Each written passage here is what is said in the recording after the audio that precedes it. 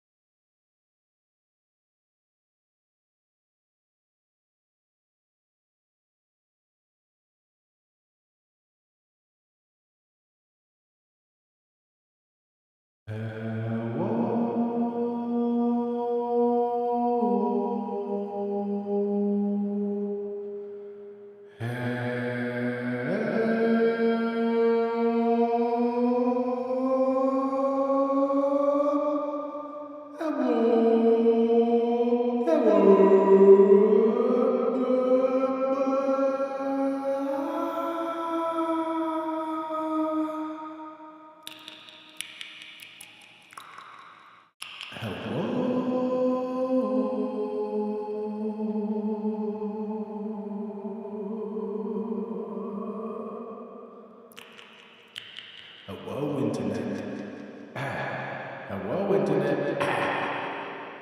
Hello, Internet.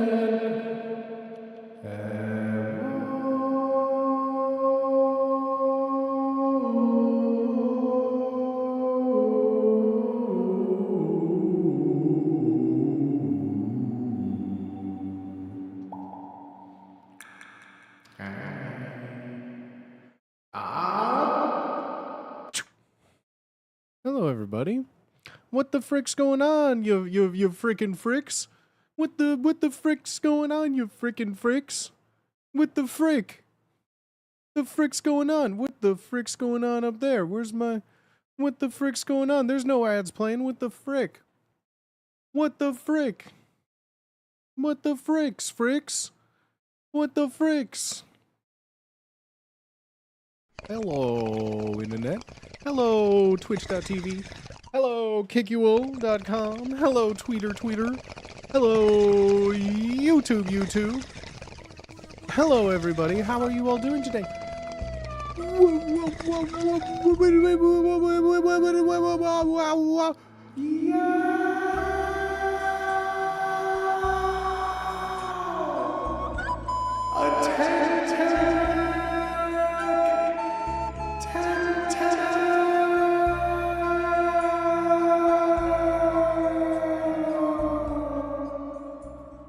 My goodness, Slinky Poopit. My goodness, Slinky Poopit. Thank you so much for the Titanic, dog. What the helly? What the helly are? What the fricadiculous? My goodness. My goodness, thank you.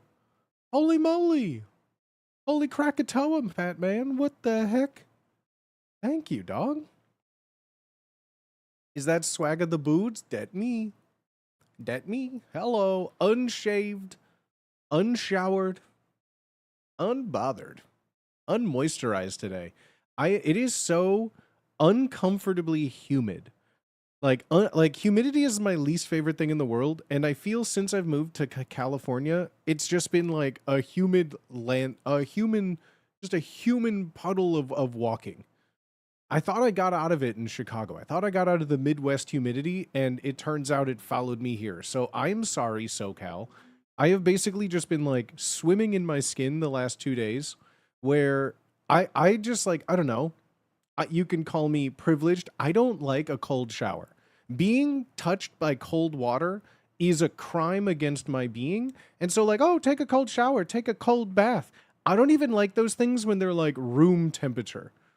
I need it to be, call that the ocean effect. That's the yogurt effect. I just feel so like I just feel sticky.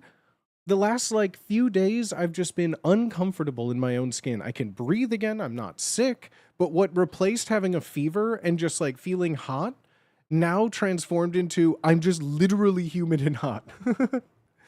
Cold showers are bullshit. I can't do them. Like I tried for like a minute, like in high school or something, right? Like I had to take a cold shower to like try and wake me up. It is literally the worst feeling in the world. Even so much to the effect of like, especially in the Midwest or anywhere where it gets like cold, right? Like taking a shower and then having to either like leave or like dry yourself off completely, because just stepping out of the shower curtain and feeling cold is ultimately the crime. I don't like to feel cold in my air, in my water. The only places on the cool side of the pillow is about the only cool thing that I'll tolerate. I like the occasional ice bath. I just can't. I can't even imagine. Like, I know it's supposed to be healthy for you, but it's also like offensive to me. It's offensive to me. My dad was in the Navy, so I was compelled to attempt one. That's the thing. Like, it's always when I was in high school and things, like all of the adults were either like, you know, Korean War, Vietnam War, possibly. And then grandparents were in like World War II, and it's take a cold shower in the morning. Also, I feel like I pretty much at every house I feel like I've ever lived at has only had like one bathroom. And so me being, you know, the smallest and youngest in a household usually meant like I would take showers last. So multiple times like the hot water would just end. And I'm no stranger to going camping either. And like a cold shower while camping is just as like insulting as anything else. Booty. What up, Brendan? You gotta disagree. Cold showers are the goat, specifically in Texas summers. That's what I'm saying. Me personally, you can disagree. That's fine. I know that they are an effective method. I don't like feeling cold. This whole thing is it is illegal to me personally to inflict coldness upon me. What's your opinion on baths? I take probably like a bath or two a week. Baths became something as I've gotten older that I used to just like sitting down in the shower. I used to like just sitting down in the shower with like a shower beer in the dark after like a long day of work. And truthfully, like most of the places I've ever lived until I moved to California were not like, I'm a tall person. I'm not that like large, but you know, as a 6 foot tall, lanky person, most bathtubs aren't designed for a tall person. So like in most cases, every apartment that I've ever lived in or I was within my price range did not have a bathable bath for someone like me. It would usually either be like really, really shallow to the point where like I would be, you know, no more than like up to my belly button in water. It would be like a standing shower situation only, or heaven forbid, it would be a deep bathtub, but it would be like the tiniest thing built for someone like born in the 18th century.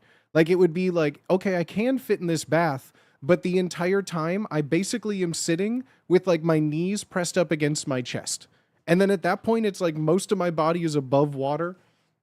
Yeah, so it never works. Until I'm now here where I'm at now, the bathtub I have is large enough for me to just like lay down. And so a bath is ultimately, here's the thing, a shower is for cleaning, a bath is for just feeling the warm embrace of me soup, you know?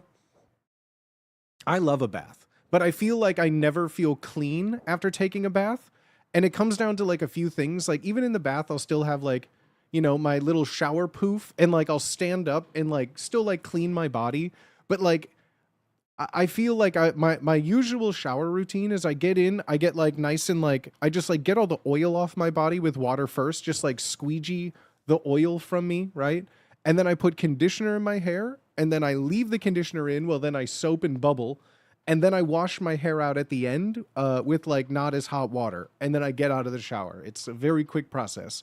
When I take a bath, I don't like putting my face and hair in the bath water, if that makes sense. I'm not like a I could just dip down into the tub, submerge my face, you know? Pro move, short rinse and shower before tub. That's the but that's not a good pro move. I don't have a separate shower tub situation. So that means I would have to do a quick shower, just water, get out of the shower, and then start filling the bathtub. And that just seems like like honestly the reason why I like taking a bath too is because it does ultimately save water than me just like sitting down in the shower for like 15 minutes with hot water pouring on me. I would rather just like lay down in the bath with my Steam Deck and just like sit there play like Persona 5 until the water isn't hot anymore. Baths are a special occasion thing. I'm telling you what, by the time I hit like 34, 35, a bubble bath with like some extra Epsom salt added into the bath, I feel right as rain, dog. I feel right as rain. It's a beautiful thing. It's a beautiful thing. But I don't ever feel as clean getting out of the bath. I can soap and everything, but like I can't get like the hair, the face. Like I don't get like as deep of a clean in the shower. I'm sudsed from like tip to tail, bro. You bring your Steam Deck in the bath? Yeah, sure. It's no different than like a phone or anything else in the bath. My arms and hands never really get wet ever. Like when I'm in the bath, it is purely from like chest down, laying back with my head on the little rest thing, my arms on the sides of the bath, and my Steam Deck just chilling in my hand. Just lights down low, music on the Spotify's. Ooh, amazing. Vicks bath salts for the win. I've never actually used bath salts. I've only ever just fucked with Epsom salt. Epsom salt was like most people will like joke around and be like, "Oh, a bartender's friend is, you know, like club soda and Angostura. It's a cure-all, little lemon juice in there. It'll fix anything, right?" The real cure-all that I learned after 10 years of being on my feet is I would get home, take off my shoes, run like an inch or two of bath water with like a shit ton of Epsom salt in there and like leave some big chunks of it, right? And then just sit there with hot water and Epsom salt flowing over my feet while I just like doom scrolled on the phone for a while. Like that was it. Like just Epsom salt in the bath is like game changer. Game changer, dog.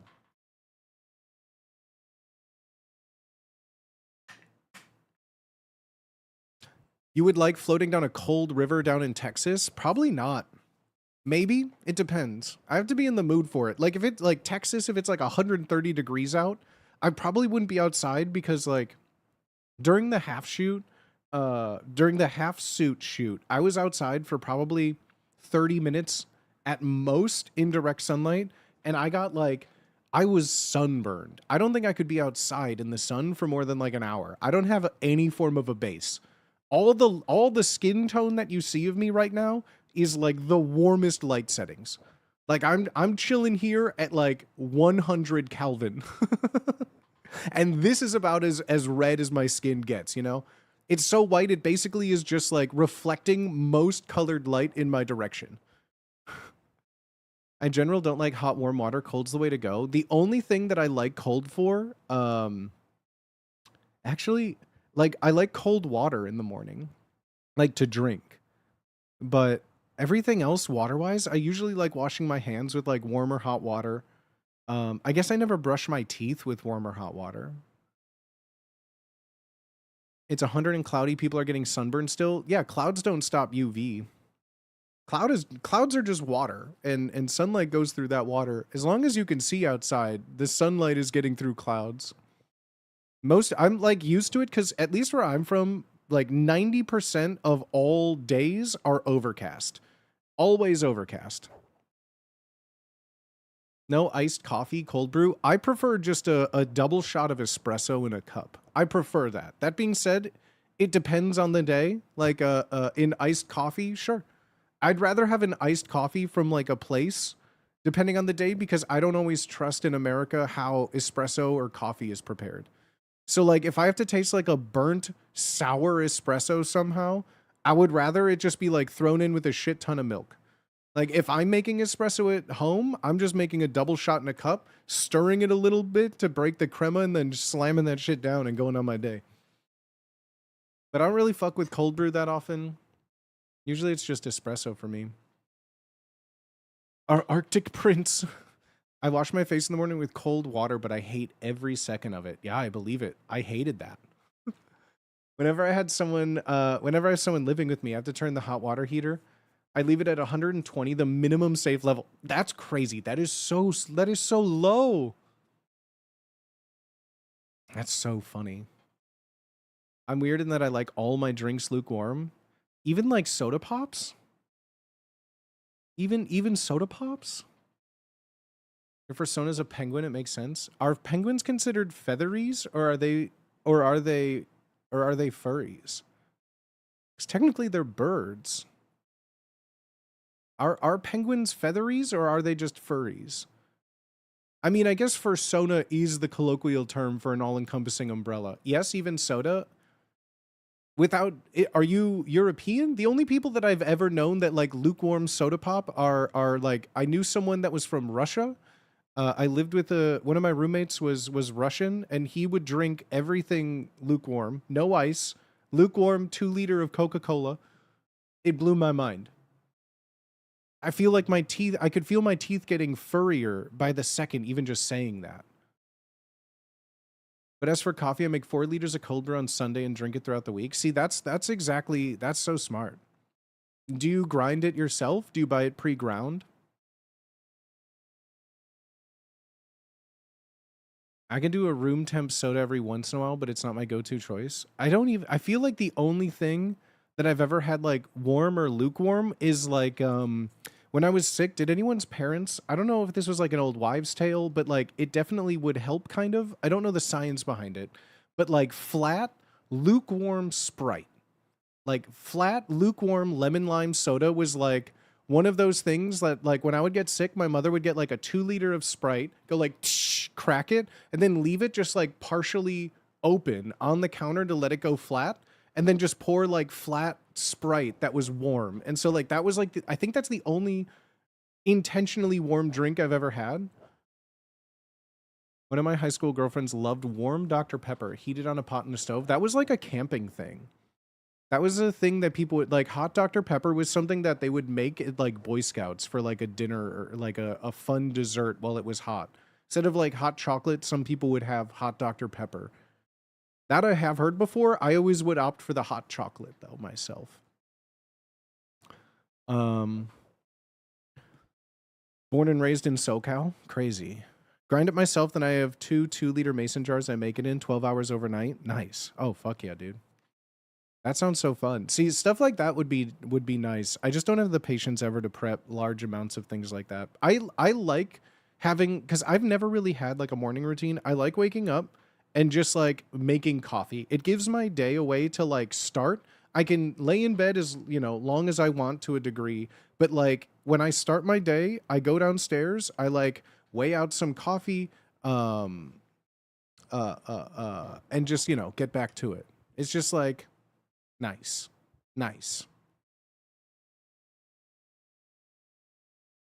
In my head, does anyone else, when they think about where they live, does anyone else get confused and think that you still live in your childhood home for some reason? It's one of those mental quirks that I have where like when I'm describing something in my day to day, like I always mess up colors. I switch them. Sometimes when I'm just talking, I'm like, oh yeah, like the house, the house that in dreams.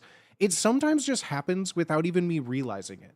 Like sometimes when I'm just like describing something, and I've never like, what's the right word for it? Like I'm never like the details of what I'm doing aren't important, and I'm trying to get to a place, but I'm filling it in, right? Where I'm just like talking about like, oh yeah, so I was going to the kitchen, so I walked through like, down the hallway past the bathroom, and I'm like, that's not what my house looks like. But anyways, so I went to the kitchen. Like, you know what I mean? I sometimes will just describe things without realizing it. And then I have that moment of like, what am I describing? This isn't like, oh yeah, I don't live there.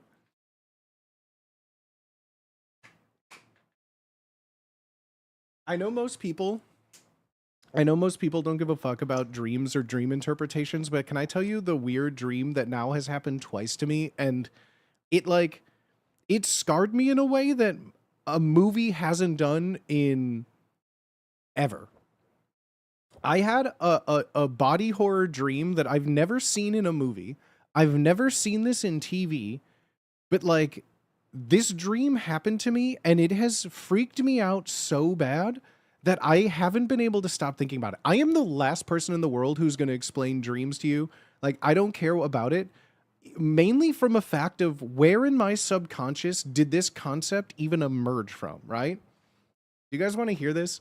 I'm not going to tell you like anything of the context of the dream isn't important. It was simply something that happened in this dream twice now. I've had two. The first time it happened, I shrugged it off like that was weird. It happened again, and I can't stop thinking about it. And it has been, it's so, oh my God. It's freaking me out all the time. Okay. All right. Your brains are teaching you how to survive. That's not what this is about. So I have parasomnia. That's not the point. This isn't necessarily like a nightmare or anything. It sounds nightmarish, but the context of it has no nightmare. It's just something that happens, right? So twice now in my dream, this last time I'm at a restaurant, I take one bite of food. I feel like I have a hair on my tongue after taking a bite of food, right? Nondescript restaurant, nondescript people in this dream. I take a bite of food, I feel there's a hair on my tongue. Okay? I grab the hair off of my tongue and pull it. And I find that the hair on my tongue was not solely attached to my tongue, but instead that hair was coming from in between my teeth inside of my gums. And as I found that out and I go to pull it, defying all known laws of physics and reality, it just starts coming out in clumps, like a magician pulling scarves from their fucking mouth. Clumps. I'm talking clumps of hair. And I could feel everyone just coming out from it like I was reverse flossing, okay? And it just pulls out, and I have it. And I'm just like disgusted because and then I say to the waiter, right? I say, excuse me, I just got hair in my mouth, right? And the waiter says, oh, that looks like a peppercorn. And then I just start pulling out more, and it just doesn't stop until I wake up. Now, chat. Is that not the grossest, craziest thing you've ever heard in your life? That happened days ago, and I still cannot stop thinking about it. Like, I woke up being able to feel what that felt like. It sounds like a variation on the losing teeth dream archetype.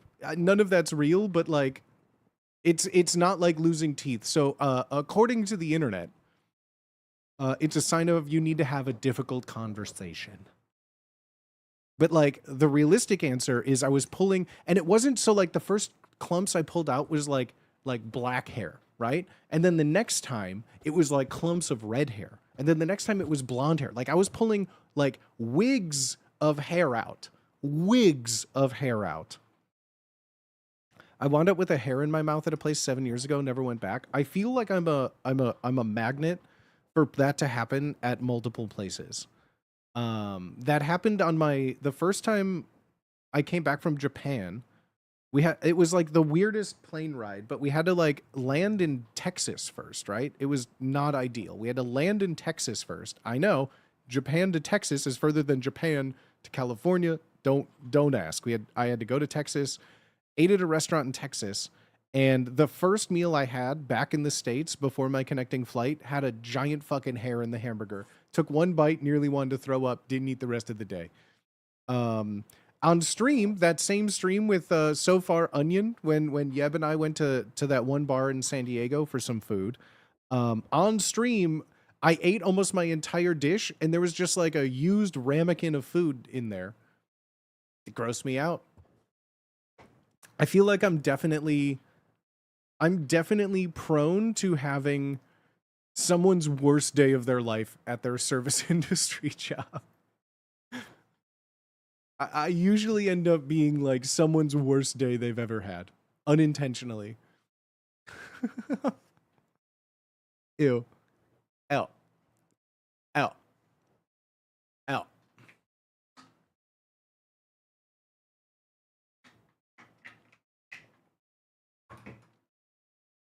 Yeah, hate it. Absolutely hate it.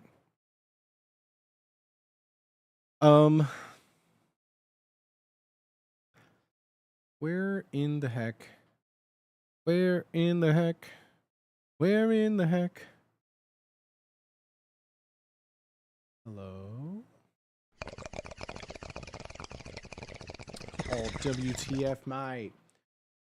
Perfect. So, chat, there's something that has come across my desk that I wanted to reach out to you guys about. Because there's something so crazy, even I wouldn't believe it unless I saw it. And it's something that's been going on for almost the better part of a month now. Hold on, I'm opening up. It's been going on for almost the better part of a month now, kind of in the back end, and this most recent talk on Twitch of the big view-botter crackdown that a bunch of people are talking about this. Booty casually making a stream out to hate his Bootybot cousin. Bootybot is not an AI. Bootybot is a hardworking individual with a life and goals and 0 M dashes. So this is what's been going on in the back end. This is what's been going on to the back end that only recently has been starting to be fully more implemented. If you don't know what's going on, Twitch has had a huge crackdown on viewbotting and viewbot platforms. They're constantly updating their ad blocking codes. They're constantly adding a whole bunch of ways to obfuscate their stream setup. I'm trying to keep it simple for layman terms here, right? In a lot of cases, streamers are down, over 50% viewership. Most notably, some of the largest creators on the platform. Think of any streamer that has over 20,000 viewers watching. Most of them have been absolutely beyond decimated, like absolutely cut in a way that I don't think I've ever seen before, right? And we're just not talking like, a couple thousand, which is the case for some streamers in that range, but we're talking about people that had 25 to 50,000 viewers down below 10,000, some below 1,000 even, right? Some of them that have been running reruns with like thousands of people in their chat the past 2 or 3 days have only had 150 average, right? So this has been prolific for years. This has been bad for everyone. And yeah, the generally Twitch viewership is down about 10% from what it was before this change. Hundreds and hundreds of thousands of viewers just disappeared overnight with all of this, right? Why is your view count the same? Because I don't view bot. That's kind of the crux of this whole thing, is that there's a lot of people that it doesn't seem to affect, right? But here's a big factor in most normal people streams, again, the people that have thousands and thousands of people really don't have to worry about this this affecting them. But someone in my view range that month over month is continuously dropping as all these changes are happening. There's a few things on the back end. Someone name and shame. Just go to any large Twitch streamer. You can go, they're all public. Go to twitchtracker.com. Twitchtracker.com. Type in anyone that's a bit that you think is a big streamer, and then look at their charts over the last few days. Drops of thousands, tens of thousands of people. Some streamers haven't even gone live since then. But there is a big factor going on. Did viewbotting increase a streamer's revenue? Viewbotting does not increase anything like that directly through Twitch. So how this affects everyone and how it's a bad thing, even for people that are viewbotting, is viewbots aren't real engaged users. They do not contribute to any sort of tangible metric paid out by advertisers, right? Advertisers on Twitch are the backbone of a platform that is constantly in the red. They have no good money incoming. They need advertisers, hence the adpocalypse that happened where now everyone is forced to view ungodly amounts of ads all the time, right? Twitch gets its money through ads and sponsors, and who do those ads and sponsors want? They want the streamers with the most viewers in their chats to have the most eyes and the most engagement. But what happens in all of those things through contracts, there's things called deliverables, right? The thing that the streamer has to achieve in order for the ad company's money to be considered worth it. Much of those deliverables, you know, are things like stream for 3 hours, say our name, have a hashtag ad, all these things. But a part of it is it driving an engagement for their product, going to a website, clicking a link, clicking an affiliate link, doing all these things. Viewbots can't do that, right? So all these major advertisers that no longer are on the platform, that were sponsoring these large streamers, have realized that their money is now worthless because they are paying so much money to these viewbotters that don't have an active, engaged community to click on the things. Therefore, they're like, all right, well, this isn't our demographic. They pull out. Now there's no ad money on Twitch because they were targeting people who could not fulfill the demands of what was being asked of them, right? So that's like a major reason. Someone like me, my size, I'm not getting those ad deals. I'm not getting any part of that. It does tend to trickle down though, because, you know, it always stems from that fact of pay to win. It's just a pay to win. That's really what it comes down to. Viewbots for that amount in the thousands are multiple thousands of dollars weekly, right? So all the people, you know, the more viewers someone has, the more they're above the fold, the more people will just click in naturally, right? You see someone who has, you know, 100 viewers, you followed 100 streamers on Twitch, most likely you won't even see their go live on your little sidebar. Bigger number, more recognition in that, right? So by viewbotting, you instantly have access to almost what is a front page slot on every single Twitch page, if that makes sense. The front page is, you know, the golden child of a streamer. You get so many views, you're embedded on the front page. But in reality, the biggest thing that can help is a bigger number of view count to be above the fold on your follower list. And that's where all this competition has been coming from, thousands and thousands and thousands of fake viewers inflating people's things to get them to the point of relevancy, right? You go back years, you see low numbers, then all of a sudden just the number spikes up 2 or 3 years ago and just stays at like a consistent 20,000 viewer with, you know, 3,000 people in chat. This affects a multitude of things, streamers doing it legit, but like this isn't a, oh, boohoo, poor streamer, small streamer thing, get a real job, right? That's not what this is. I'm just merely explaining to you all who do not know the greater impact of a platform than this, right? How this affects us now, though, is as a smaller streamer like myself, the changes to combat these view bots that Twitch is implementing. Yo, 2 years, Helmet Trust? Hell me trust. Helmet Rust, thank you for the 2 years, homie. Thank you. Learning with Booty, let's fucking go, baby. But how does this affect this grand scheme of things that doesn't seem to affect someone who isn't viewbotting, right? Well, this affects you. This affects the viewer. This affects the viewer in my kind of stream, right? How Twitch has gone about implementing this is one of the only ways that you kind of can combat it, because there's nothing. It's a constant cat and mouse game. Anyone in like security systems, anyone in the tech world of securities, it's a constant cat and mouse game of anything that you make, it's someone's goal to break that thing, right? Anything you go anything you do, someone will try and break it. So how it's being implemented right now is kind of where we're going to be having this little thing. So Exhibit A, just to kind of talk about this in a structured way, Twitch bot view system update. Lurkers are being flagged as bots. It's something that people have kind of talked about for a minute here. It's kind of what some people have been talking about for a minute. Are lurkers being counted as viewers? Is there a way to ever test this? How is this being factored in, right? With Twitch, there's always a variance of viewers between 1 and 5 people, 1 and 20 people. The system kind of bounces around between a bunch of these numbers. But the biggest thing right now, over the past few days, what a bunch of people have kind of been putting, and this is all anecdotal, right? There's no code that we can look at to determine if this is real. There is no code for any of this, right? But this is just what the general populace of people are seeing.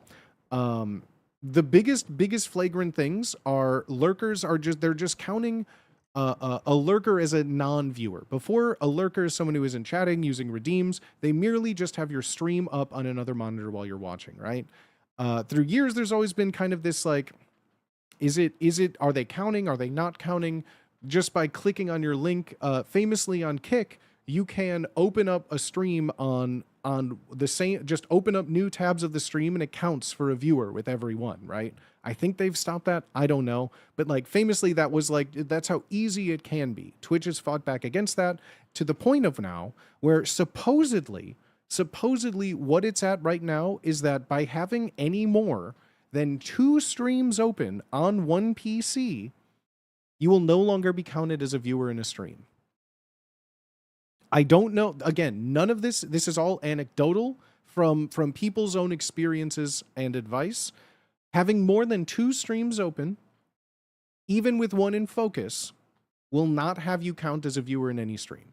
You can show up in the chat logs. You can show up there. It will not count as a viewer metric. That is one of the first things.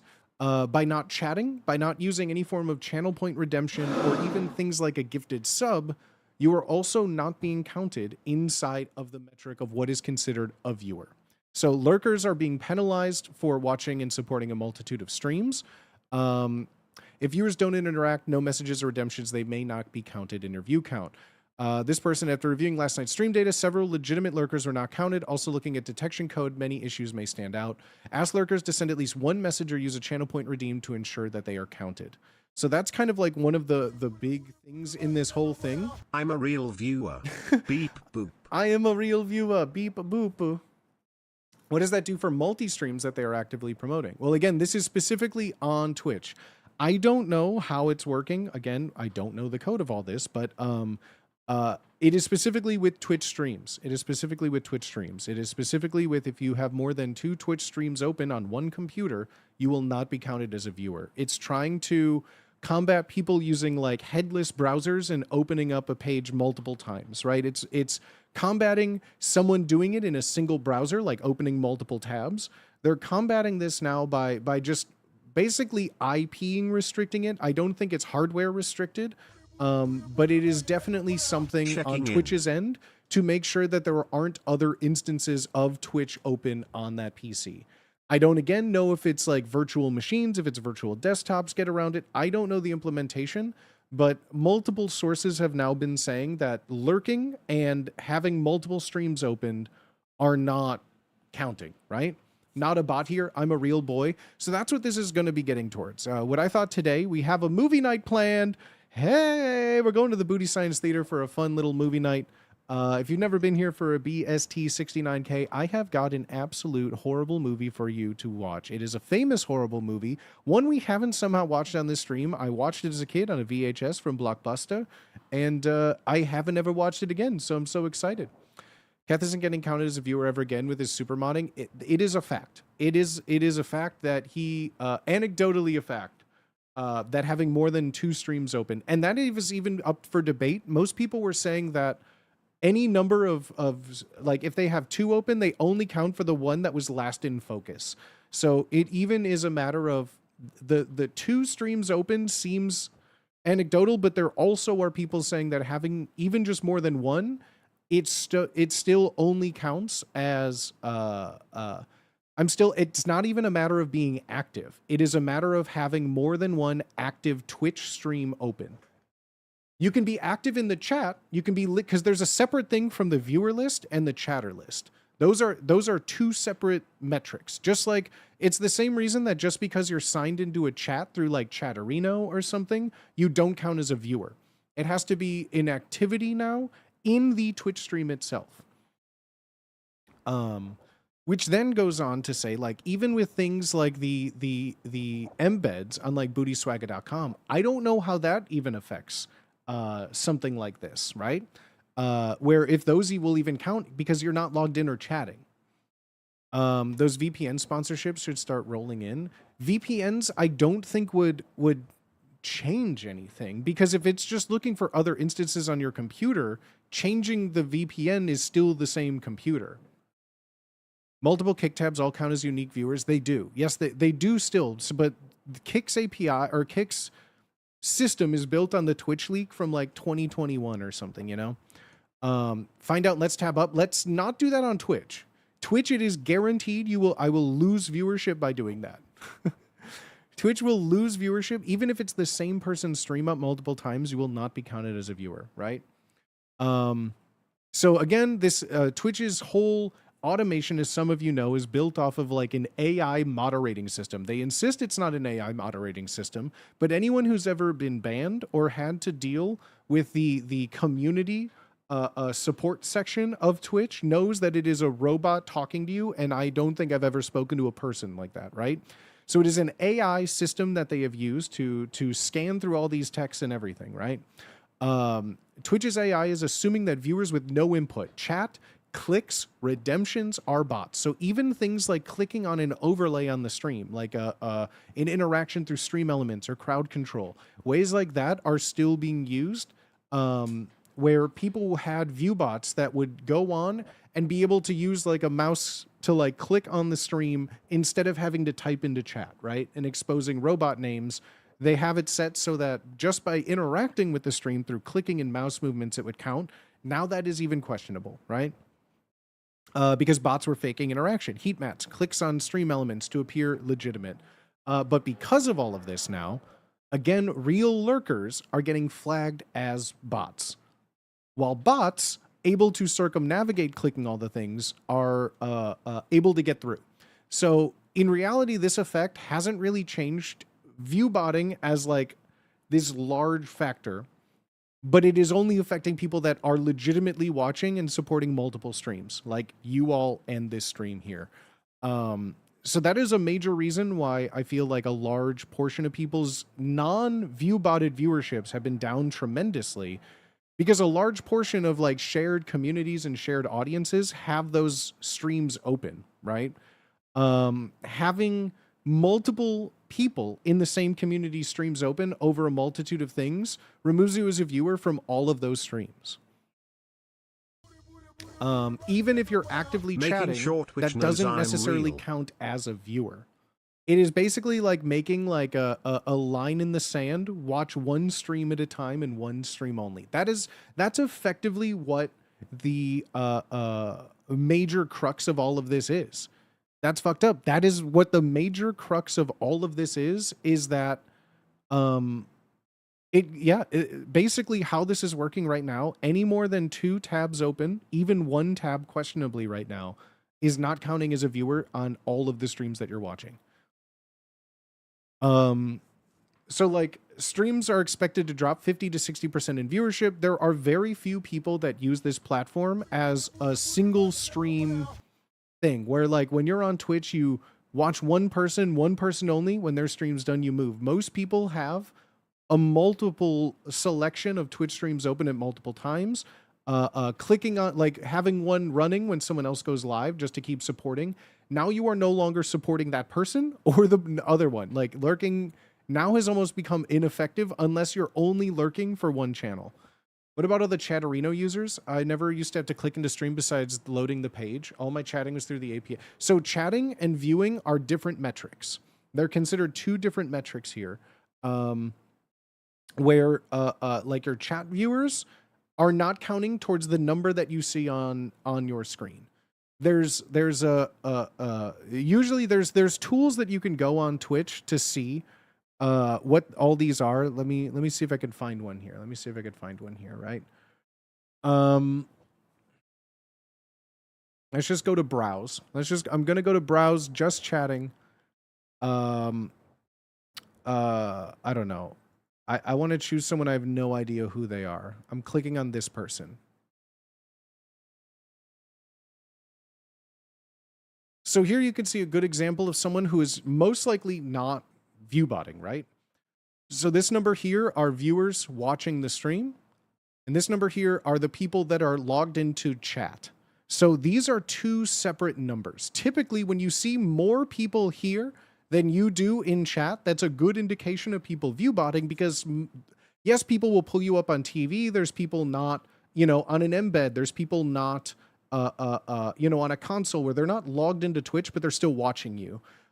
So it's two separate figures. This number here is what Twitch shows. It is not the number of people connected in chat. That does count sometimes, but it's two separate factors. So this is the number Twitch shows, the number of people watching. This is just a separate thing that shows you the people in chat. So these are two completely separate numbers here, right? And this is kind of like the big thing of it. A lot of people you'll see that do have like, I find this more in smaller communities where you'll see this number of chatters is bigger than the amount of people watching. And that's because, can I go to my channel? Will it show here while I'm live? So like here, perfect example. As a smaller streamer, I have this number of chatters in my stream is higher than my actual view count. So this is representative of people that have people that are in Chatterino. These are so Chatterino will connect you to a chat, but it doesn't connect you as a viewer. So like interacting with chats doesn't necessarily count as a viewer, right? So yeah, the number of this can be, this is also like a pure example of why, well, you can see that I'm not viewbotting because my actual viewership is lower than those connected in chat, if that makes sense. So yeah, this is kind of one of those key metrics here. Thank you for all the follows as well. And turns with the 5 bomb. Patty Hannah with 34 months. Feral Fox Elite with 26 months. Turvy Man with 28 months. I always use Chatterino. It's more reliable for telling me when someone goes live than Twitches. Hey, that's what I use my Discord for. I have a Discord channel that is purely me, not a robot, posting when I'm live. I personally at everyone in one channel and one channel only that is only used for when I'm live. So I know Discord's a whole other thing. You can mute it completely, except for going live if you want the best way to find that. But like otherwise, like Twitter is also pretty reliable because I go live on Twitter now and that sends an alert if you follow me on Twitter, because then you could just go to get the alert on Twitter and then go to your other platform if you want to chat or something. I heard someone singing "It Was the Fucking Tits" whenever someone goes live works well. But yeah, so this is predominantly one of those things here where, yeah, just being in chat, and this is why things like, lurking and connected to chat, you can still be counted. Like, I'm just going to use Kath as an example, right? If you're in more than a couple Twitch streams, actively watching and chatting, you will still stay in this chatter number, but that is not representative of what Twitch shows as a viewer metric. People are getting removed from this number, not the chat number, if that makes sense. So like you have to see that there's two separate metrics shown. One is people in chat, one is people actively watching stream. And actively watching stream, this number here is what is shown to Twitch, and this is what is getting inflated, right? So they're trying to ensure you're actually watching content, not just emotional support background noise. That yes, but it is one of those hard things because most people on Twitch, I think, like they watch more than one streamer. Like I even will have multiple tabs open on Twitch, Like right now, I have this one you're looking at, plus my Twitch dashboard, which has my stream. I think I even lose my own viewership number because I have my own stream open twice. So So yeah, it is just one of those situations that is kind of slowly developing. But if you are someone, a chatter that does have multiple streams open, and you do want to support the streamer, it is like I cannot with my whole everything about my being say only watch me. That's the reality of this platform. That is the nature of the biz, right? Um, but yeah, it really has become a brutal fairground for only supporting one person at a time, which is crazy. As someone who is in a collective of people that has a very similar shared audience, like the moment that Wubby started streaming on Kick at the same time that is my normal stream time for years, my viewership was cut in half. Like that is something I realize. That is something that gets factored into the situation of streaming that a lot of us are in, that it is not beneficial to go live when someone much larger than you that shares an audience is also going live, right? Um, so it definitely is a network TVS mentality, right? It's the same thing as like TV metrics, where it same in Anchorman. You know that doesn't account for multi-television households. It's the same thing. If you have roommates and you all are watching, Twitch streams, I don't even know if that's gonna like I don't know if it's IP, if it's computer based. But needless to say, it is heavily affecting everyone on the platform. Even removing viewbots like this and how Twitch is going about removing the viewbots affects more than just the large streamers. And I love seeing just liars and cheats fail. I love seeing liars and cheats fail. Nothing makes me more happy than seeing the largest creators on the platform lose tens of thousands of viewership overnight. Nothing makes me happier than just people getting exposed for being, a piece of shit. But that's not going to change anything in the future, right? Back in the day, almost every streamer's viewership would get cut in half when Ice Poseidon went live, right? I mean, dude invented basically an entire genre.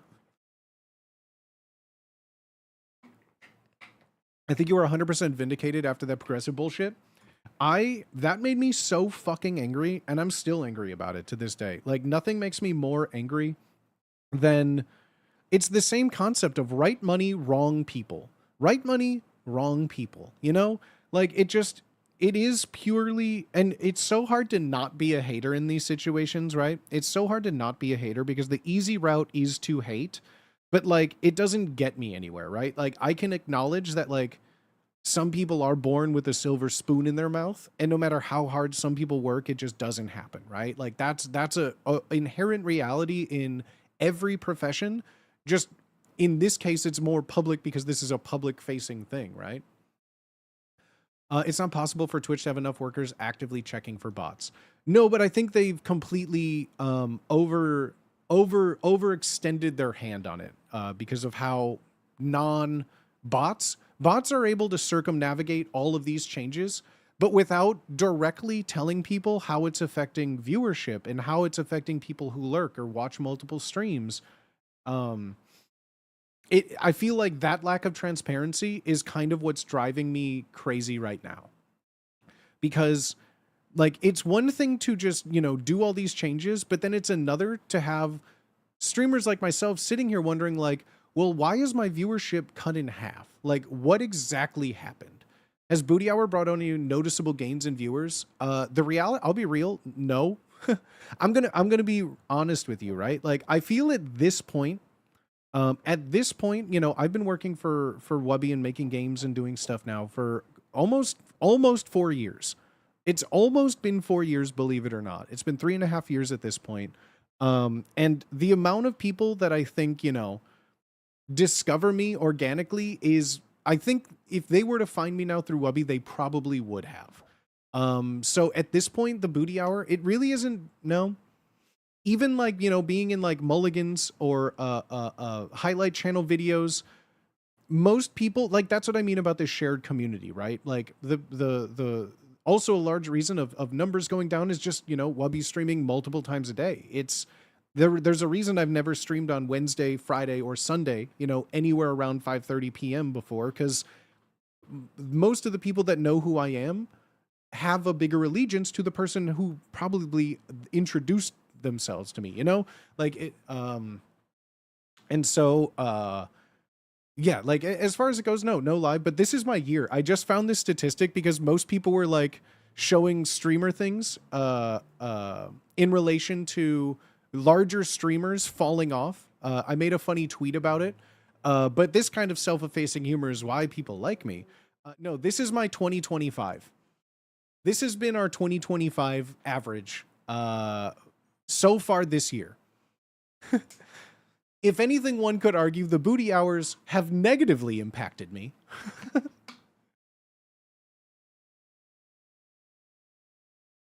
No, this is our current year-to-date averages. I came here from Wubby just recently. I'm not saying it doesn't happen. I'm not saying it doesn't happen.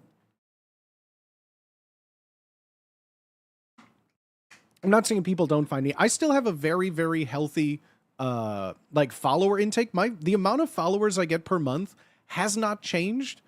That's what like at least is a little positive. I've never gone negative on followers, right? Every month, even January, I had an average of like 100 plus followers a month. And then even now, I still have around like 100 followers a month. You know? I was about to go to sleep. That's okay. Like I said, this is just like, I'm not exclusive to this kind of trend. This is happening all over the platform. Most people from the start of the year have lost around 50% of viewership through a numerous number of changes, right? Like I can go around pinpointing a bunch of reasons why this number is the way it is, but like at the end of the day, I don't know. I haven't done anything like, it's not like, you know, I haven't gotten canceled. And the thing that's funny too is like, I didn't include the amount of hours streamed because one could even argue the more I stream, the worse I do, because the July, June, and May were 3 months that I streamed the most hours outside of a month where I did like a subathon or like 24-hour streams, right? So the most I've ever streamed in my 5 years plus of streaming was also like my 3 lowest months of viewership in like 4 years. Could the viewer number be because people are watching on other sites? No. Realistically, no, because I've only been multi-streaming for like 2 months now, which could explain 18 people maybe don't watch on Twitch and now they watch on another platform anymore. But realistically, I think I've had more people not watching Twitch on like things like YouTube or things like Kick or Twitter or things that are watching. But I don't think that multi-streaming is the reason that this Twitch viewership is as low, because I wasn't multi-streaming in like this whole range right here. But yeah, we went up in January, and then every month since has been consistently lower and lower and lower and lower. I'm not going to watch streamers, but I'm trying to. I'm more streaming myself. No, there's a whole bunch of factors. I mean, think of what's been going on since the year started. Like, the world is not getting to be a nicer place. Everything has gone, you know, more and more to shit. So like money is tighter than ever. This isn't a matter of money. This isn't a matter of anything. It is purely just people clicking on your stream. And this is like everywhere, right? This is everywhere. So like, yeah, this isn't like a boo-hoo me. I mean, it can be if you want. It can be a boo-hoo me, I guess, if you guys want to, like, you know, I don't know, view bought me a couple tens of thousands of viewers. So like, we could be famous too, bro. I'm consolidating who I follow because I realize watching Twitch is like watching TV. Each channel is a show. I need to figure out who I actually like watching. Yeah, that's totally fair. Totally fair. Thank you for the follow, Karishmov. I prefer Kick. Less connection issues and instant playback is nice. Nice on days internet is slow. Absolutely. I'm only subbed to 2 streamers, right? And that's the thing. Like, this isn't about sub. My sub count has miraculously been like almost unfazed. It goes in waves, it goes in the ups and downs, but like for the most part, the financial support of my stream is, I think, an outlier of what is normal, right? Like, you guys support me very, very well. I like, that's the one thing keeping me going, is that viewership has dropped, but like the subs and the amount of support really hasn't. So like thank you, one. But yeah, it is like that's at least, you know, what I say. I'm really appreciative of all the support. It is for reasons like that. Like, the viewership may be dropping, but like the amount of support has been very consistent and very nice. Did you watch Penguin Zero's video about view hitting? I have not.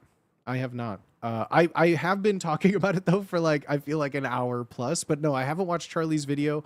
I've been doing all of my own investigative journalism, as I like to do here. What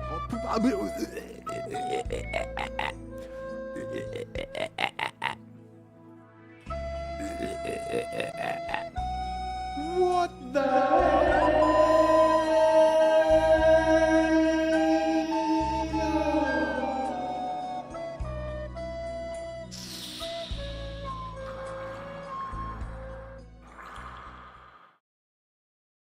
What the hell? Thank you for the Titanic potato. What the frick? What the frick? What the hell are? What the heck? What the heck in circumstance? What the heck? I'm in my screenshots folder and it's hundreds and hundreds of mugshots. I'm in my screenshots folder and it is hundreds of mugshots right now. We got at least one new viewer. I've been a Wubby YouTube watcher for years. Just got into Twitch, so I'm starting to watch Extended Wubbyverse. Well, thank you, House of Rabbit. I appreciate you. Thank you for finding me, homie. Thank you for finding me and supporting. Your jingles are truly incredible. Well, thank you so much. Thank you so much. I love a good jingle, right? 2 10s in 1 hour. Let's go, chat. Right? What the F, dogs? We don't kink shame here. We don't kink shame. I'm like still deep in the throes of an OBS update. I've been in the throes because the last time I made my OBS, it was mostly thrown together because my computer died, and so I haphazardly smashed a bunch of stuff, right? First time watching, I saw your stream notif on Twitter. That's also a great place. I tweet a bunch of things. If you haven't yet liked all my tweets, you're doing yourself a disservice, because do you like comedy? Do you like jokes? Then you would love my Twitter. All I do is just tell jokes. Did you actually start the OBS rebuild? I really did. I really did, and I'm really going for it to be the last time I have to touch things, I know. But a lot of it is just so broken. A lot of it is just so outdated and old. Do you have a blue sky, though? Do I have a blue sky? Do I have a blue sky? What do you mean blue sky? Do I have a blue sky? Where's my this? Do I have a blue sky? Does this work still? Does this work still? One last rebuild. It's called, can you see this? Hold on. How can I show this? Let me zoom up here. Scene collection. It's Twitch 3.0 plus 1.0 plus final_final. There you go. There you go. Right now we're working on Untitled, obviously. That's how I know which, it's not Twitch or testing, it's called Untitled because I remember that.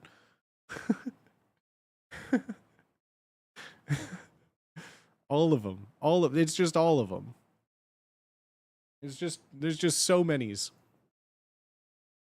That's just good version control. Yeah, I mean, all of the others have just been deleted for so long. All of them have just been deleted for so long.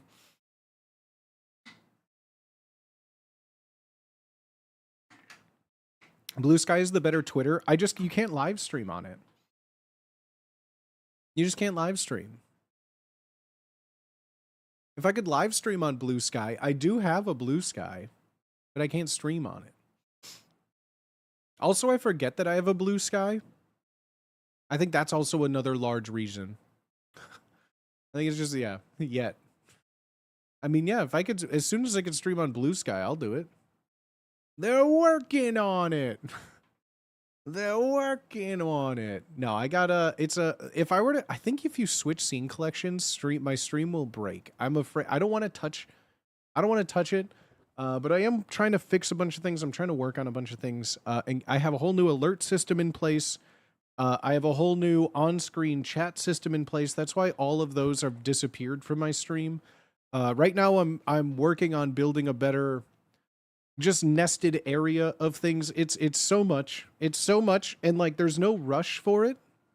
Yo, what the heck? Turns picking up an abduction shirt and one other item. Thank you so much. Love you, Booty. Thank you, Turns. What the heck? I haven't opened Twitter in 6 months after 17 years on the platform. It feels freeing. I don't really read much other than I do like a daily scroll through like the top trending for anything that's kind of funny that then I can make a joke and post myself. I feel like my Twitter has just become a place for me to like quote retweet something that's funny. And so that's been my I've been tweeting a lot this week actually. I think I've sent more tweets this week than I did all of like July. most of it is just incoherent nonsense. That's how you grow. Yeah, I'm almost at 10K. I'm almost at 10K. Hopeful winner. Thank you for the follow. What the hey ho Cheerio? What the hey ho stomp clap? Whoa, I'm thinking about changing my name to Imagine Dragons just to get like people that are confused into my stream, you know? Like, oh my god, Imagine Dragons is streaming. Maybe I'll change my name to Maroon 5. Before I left, Twitter algorithm served me, my friends, Springer Spaniels and Evangelion memes. That's perfect. That's absolutely perfect. Incoherent nonsense is the shit. That's perfect. Oh my god, Freddie Mercury. Oh, I should change my stream name to Freddie Mercury.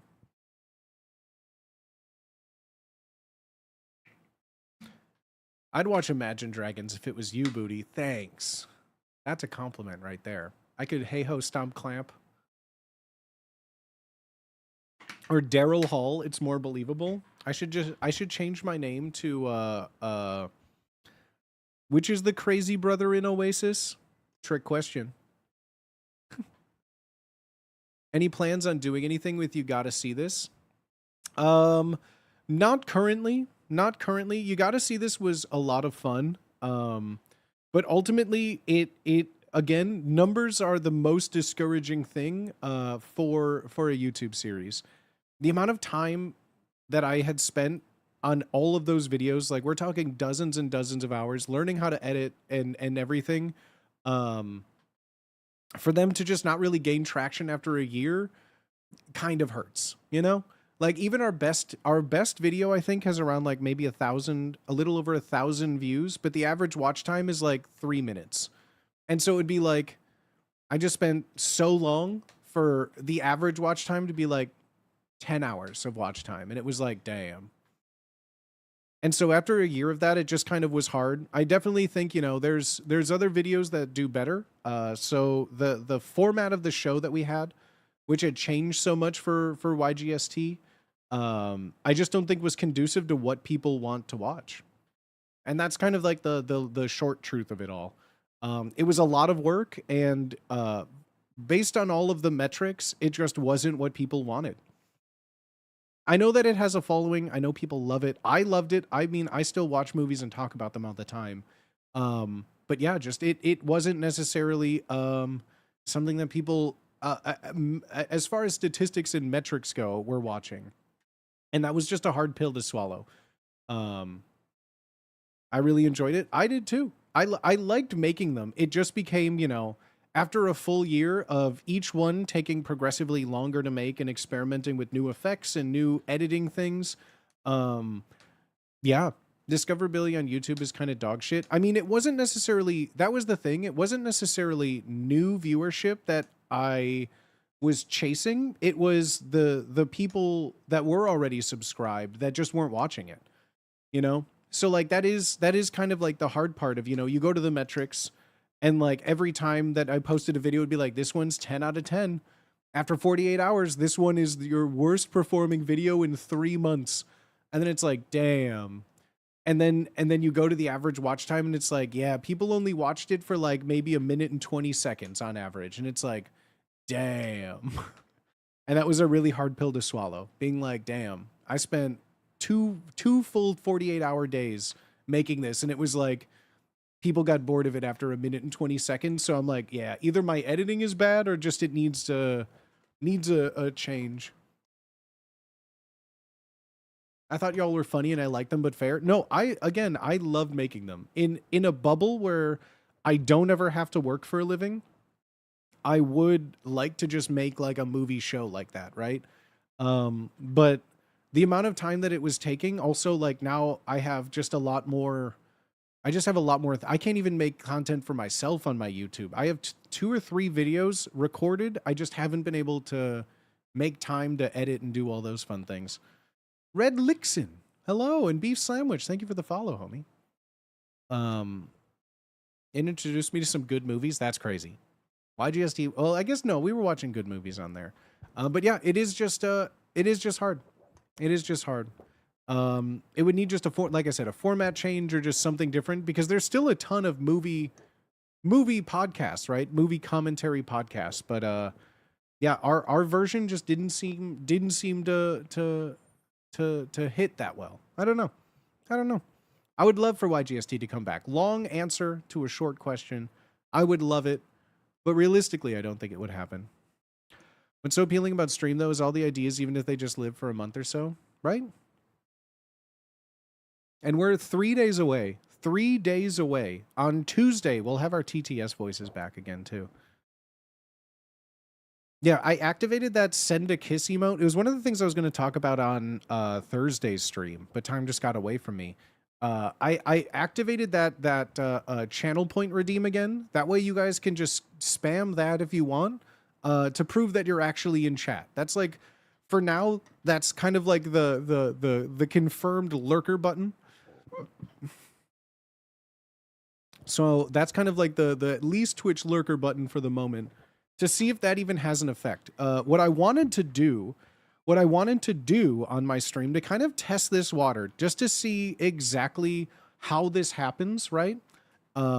Is I wanted to make a channel point live on stream that would here's the general flow plan for what I would want for like a Twitch viewer counter, right? So right now I'm gonna mark it 184 with all the people lurking right now. So in my mind, I want a channel point. We'll make it 1 point. And every person can activate it at least once an hour. So every 60 minutes, it'll reset to allow people to use it again. And what I want to do is I want to tie that channel point with a counter. So every kind of like a bouncer or someone clicking in attendance at a club, right? What I want to do is I want to have an attendance chart for people clicking that button, and then every hour seeing if it lines up with what Twitch is projecting our people watching stream. Because I feel like the metric of using a channel point possibly will work. And I don't know if it's going to be something like, but here's the thing with viewers, even if it's still multiple streams or tabs open, it just won't work anymore. Right. So this is maybe a way to find out about like an attendance chart. Perfect for ad breaks. Exactly. On my new stream, I have a whole new ad break setup to encourage chat activity, that I want to include this kind of like attendance thing, right? A kiss tendance. I want to have kind of, yeah, this system set up where every hour there'll be like a check-in, right? And it's, you know, it's nothing mandatory, but it's purely for science to match if, using a channel point redeem, and instead of just like chatting something, will still count. Only other I thought would be polls. Polls, I don't know if they would count necessarily. I don't know if a poll would necessarily count. And same with YouTube. I don't have enough watch hours on YouTube to have like channel emotes or anything like that yet. So this specifically can only realistically be tested on like Twitch and Kick technically right now. But we'll have to see. I genuinely don't know if it'll work in theory. I genuinely don't know if it'll work, but in theory, that was a little tentative plan.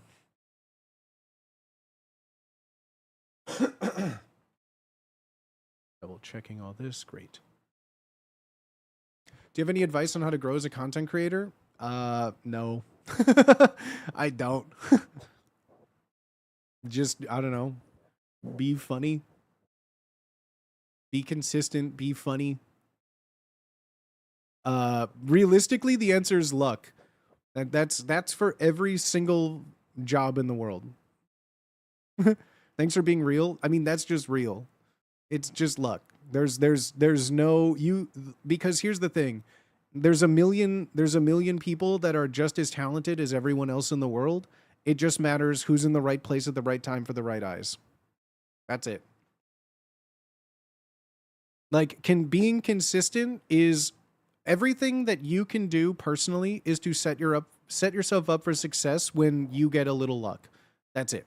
That's the only thing. Famous people are that way either through right place, right time, aka they were the right sperm in their famous parent's body, or right place, right time. They just talked to the right person, and they were the one out of the 7 point some billion people that day. So being consistent allows yourself for when that luck hits, when your 5 seconds hits, that you're prepared and have something worth showing people. Because getting rated by thousands and thousands of people consistently will still leave you with no viewers if you have nothing to offer. So, there's no amount of anything that someone can do to make yourself famous. It doesn't happen. If you want to be successful as a creator, have fun. Don't do it to make money. Don't do it for viewership.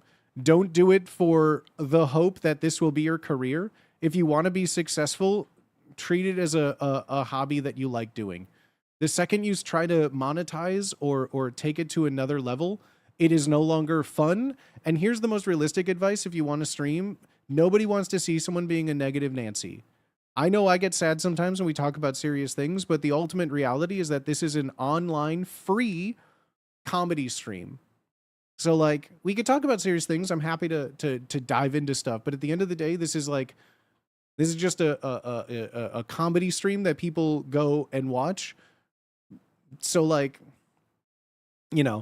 there's a limit. There's a limit to everything. But yeah, this is a free stream.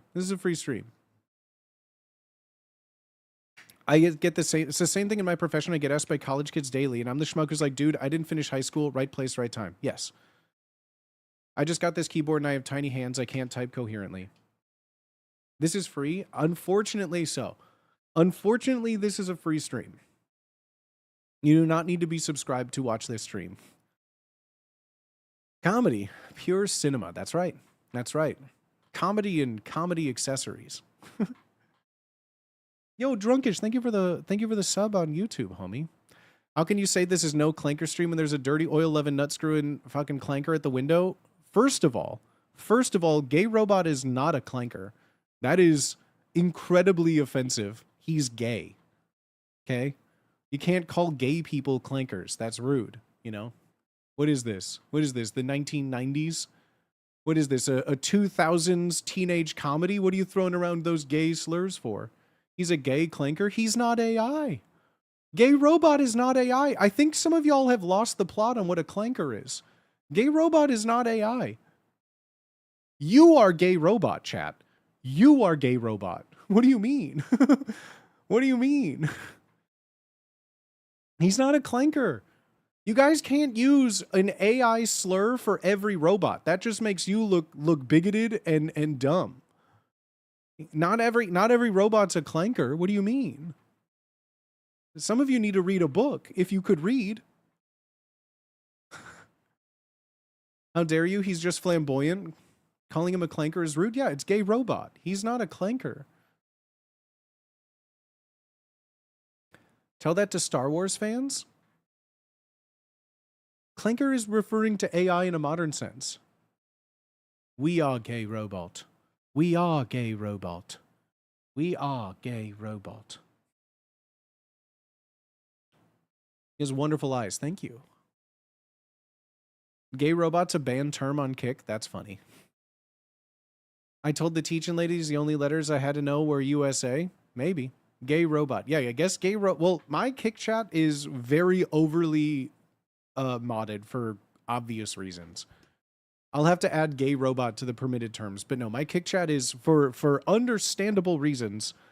It has I manually had to input a banned word list of 500 words. It's the 500 word. If George Carlin was here, he'd have a field day with my banned word list in Kick filter. It'd be a whole special for him. G Robot is in all of us. Yeah, say it like an Australian. Gay Robot. Gay Robot. Just add a G apostrophe. You robot. I saw your ban list once. It was crazy. Yeah, it's awful. Special order 937.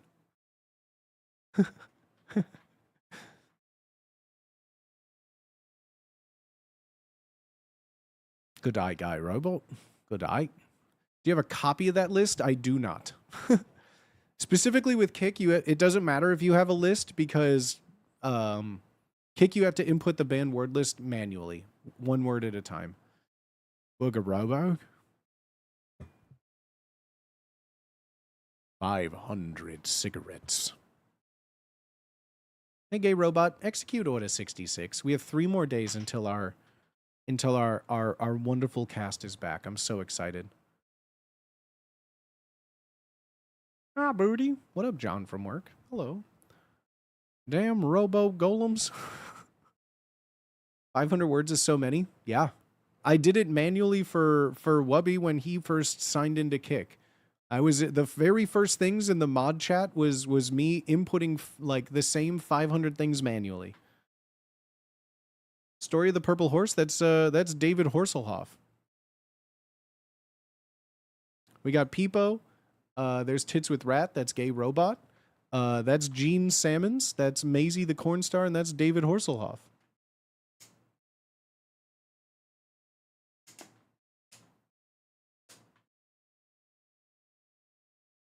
Are there any plans in the works for spooky season? That's like months. Yeah, that's like I guess it's like a month plus away. But yeah, oh yeah. I'm going to die. It's going to be great. You guys get to hang out with my ghost for a month. Do you want some rat with your tits? No, thank you. I'm full. No, thank you. I'm full. Spending the afternoon typing different variations of slurs in a mod chat is kind of an absurd situation. Welcome to the life of a large streamer's moderation. Oh, welcome.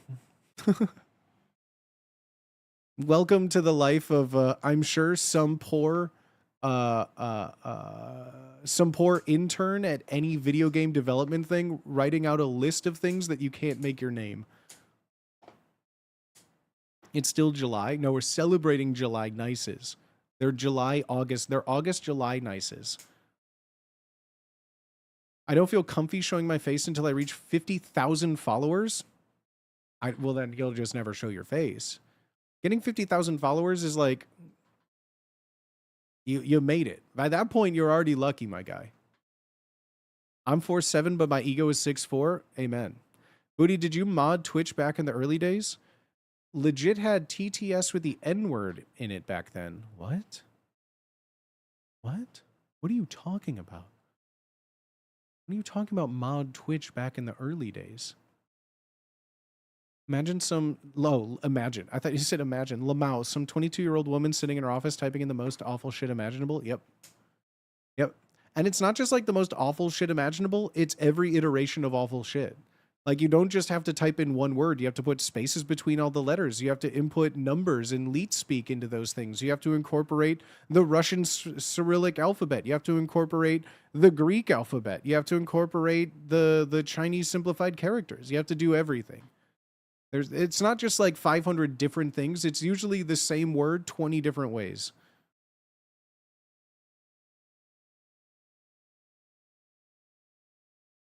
I had to load in so many variations. Yeah, right? Modding all of Twitch. I was modding all of Twitch. Should I go for 25K then? Go for 10. And then the next day go for 10 more. And then go for 10 more. I've been streaming for 5.5 years. This is my personal and professional job, and I don't think I have 25,000 followers between all platforms, do I? Although, wait, no, how many? Oh, no, I have 22,000 on Twitch. Hey! So, yeah, after this being my professional job for 4 years, 4.5 years now, I have 22,000 followers on my primary platform.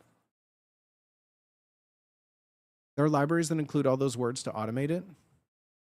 You cannot automate it on Kick. I mean, sure, but then it extends to you can write code to do anything. But on Kick, there is no way to import a library. You have to Once again, manually put them all in one at a time. Increasing of 10K each day will get you banned. I'm telling you right now. The only way to realistically do that is to bot yourself to high heavens.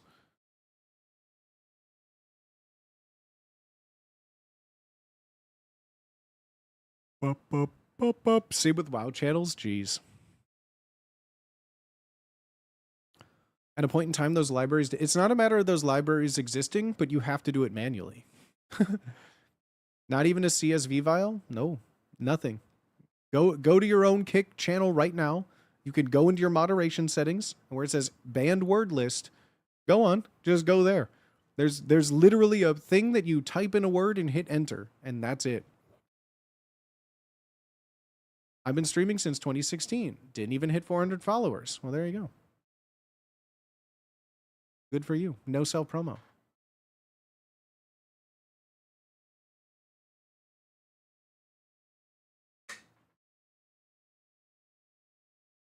Why I hate clankers? They made me buy nudes of Bored Ape NFT, and now they're worth nothing. Remember NFT games and TV shows? Wasn't there like an NFT show with Seth Green in it about bored apes? When you went to Japan, did the language barrier ever stop you from doing something you wanted to do? No, not at all. I feel like I get I get by very well with other languages because I really attempt to speak other languages.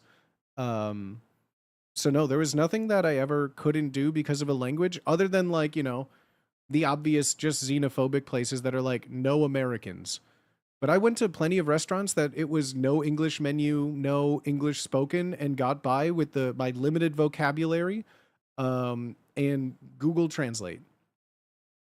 There were multiple places where I didn't speak a single word of English in multiple settings.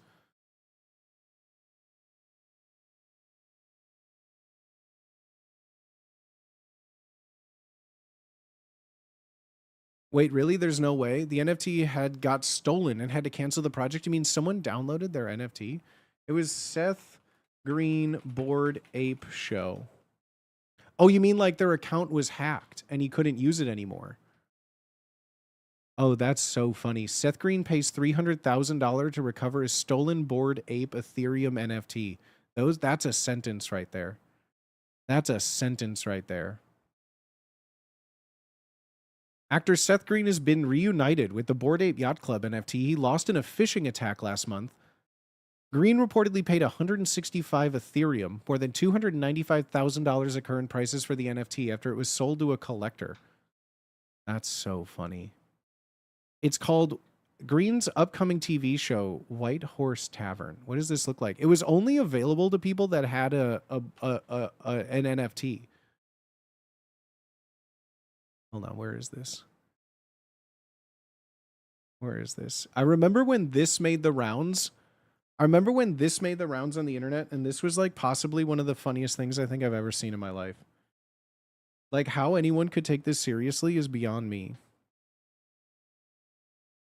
Anyone in the world will have at the White Horse Tavern. White Horse Tavern.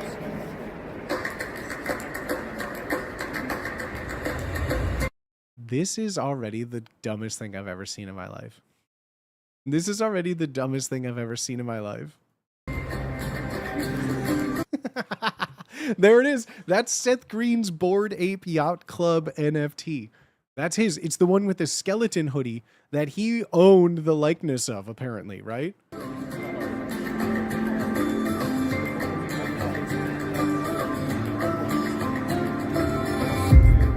Bro, it's the music that does it for me. The royalty free, like I love how he spent $300,000 on an NFT and is using like the most generic like suburban mom life hack TikTok where it's just like made in Windows Media Player. It's the worst. Like, Hey, welcome, Fred. What's your name? That's right. He's a bartender. That's right. Seth Green's Bored Ape Yacht Club NFT thing is he works a normal job. Not going the way I. Hey,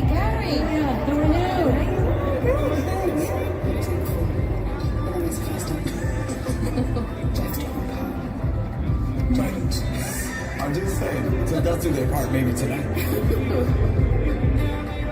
I kind of want that rose. Don't take the rose. Oh god, this is so fucking cringe, dog. What in the world? Who like this? This is Imagine Dragons? Yeah, it's a stomp clap hey ho, isn't it? It is an Imagine Dragons if you think about it. Imagine Dragon D's nuts all over this shitty project. I can't believe, yeah, this was like actually real.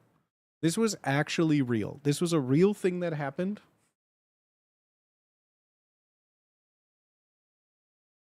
How did this get made? It genuinely died before it was actually real. What is the plot of this thing? His bored ape works at a bar, and it's like a office type situation with other NFTs. People could buy NFTs and then they would be a character in the show. Like they own a part of the show. The future we could have had. You excited for Fallout Season 2? Maybe. I have no expectations for anything anymore.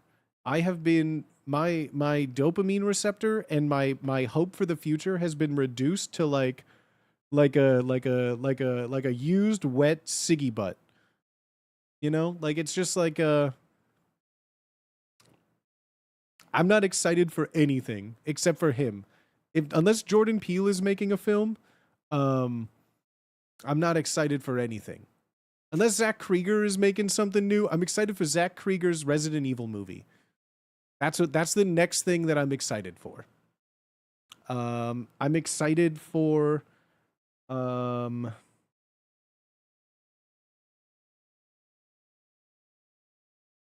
I don't know. I'm looking around for something.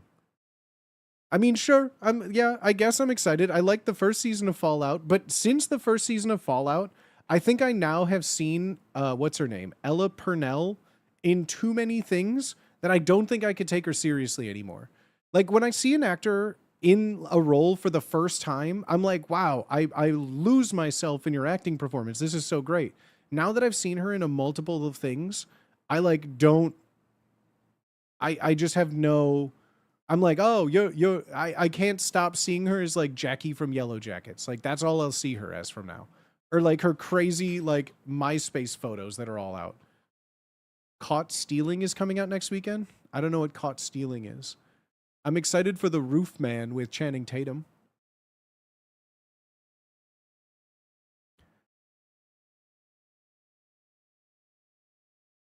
I'm kind of mad at how the marketing for him is misleading into thinking it's a Jordan Peele movie. I've never thought it was a Jordan Peele movie. The marketing makes it very clear. It says Jordan Peele is producing this movie. Which, to be fair, Jordan Peele has been producing some bangers. Pedro Pascal is running this risk right now. What risk? GTA 6 is coming. Don't do it.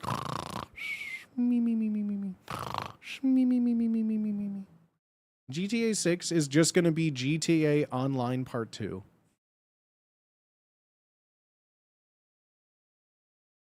Hard to disappear into a role when you're fucking everywhere.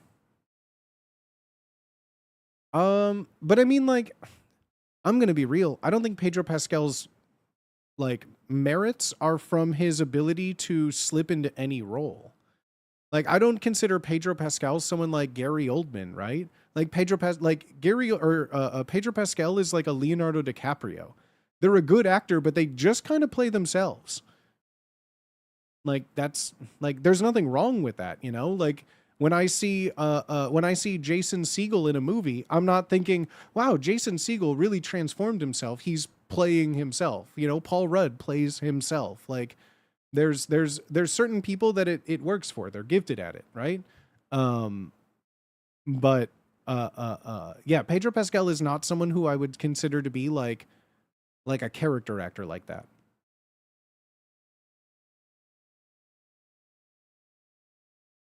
And like I like Pedro Pascal. I like when he's in movies. I like how he says words. I like his acting. I'm not tired of Pedro Pascal and things. Do not get me wrong. But I don't like when I see him in a movie, I always just think, man, I like Pedro Pascal. It's never like, oh my God, that was Pedro Pascal the whole time. GTA 6 going to be filled with gacha? Yeah, Rockstar is not it. Rockstar is not it, bro. Are you kidding me? You know what else is not it? Here's something. I fucking hated the last season of Stranger Things, but let me just put this into perspective. The last season of Stranger Things, which came out, what, like 4 or 5 years ago, however long now, right? The main star of Stranger Things in the time from the last season has gotten engaged, married, and adopted a kid. Like, those 3 things should never happen in between a season of a show. Otherwise, you just shouldn't do it. That's my hot take. If your season of your show takes long enough for someone to be engaged, married, and adopts a kid, the show should just not happen anymore. Should just not happen anymore. It went from the kids being like younger than they were supposed to play to aged out of their roles to now playing out of college students in high school still. Like, it is crazy to me that someone fumbled the bag so hard of making 5 seasons of a TV show within 12 years of these kids' lives. Like, that's what's crazy to me. What's crazy to me is that your main actor got engaged, married, and adopted a kid and became a mother before a season came out. Like, that's crazy. That's crazy to me. Stranger Things lost me when there's a Russian base below a strip mall. Stranger Things lost me after they made a second season. They didn't do the X-Files type show they were planning on doing. I still wish to this day we would have gotten the original show of each one, it being an anthology series and every season being different. I still to this day only wish that that was like a thing.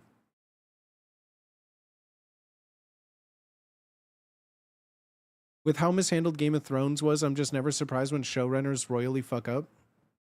But that, I feel like that's 2 different beasts though. I feel like it's 2 different beasts. One of them could have, like, Game of Thrones was given all the time that they wanted. Do you think HBO said no, be done right now?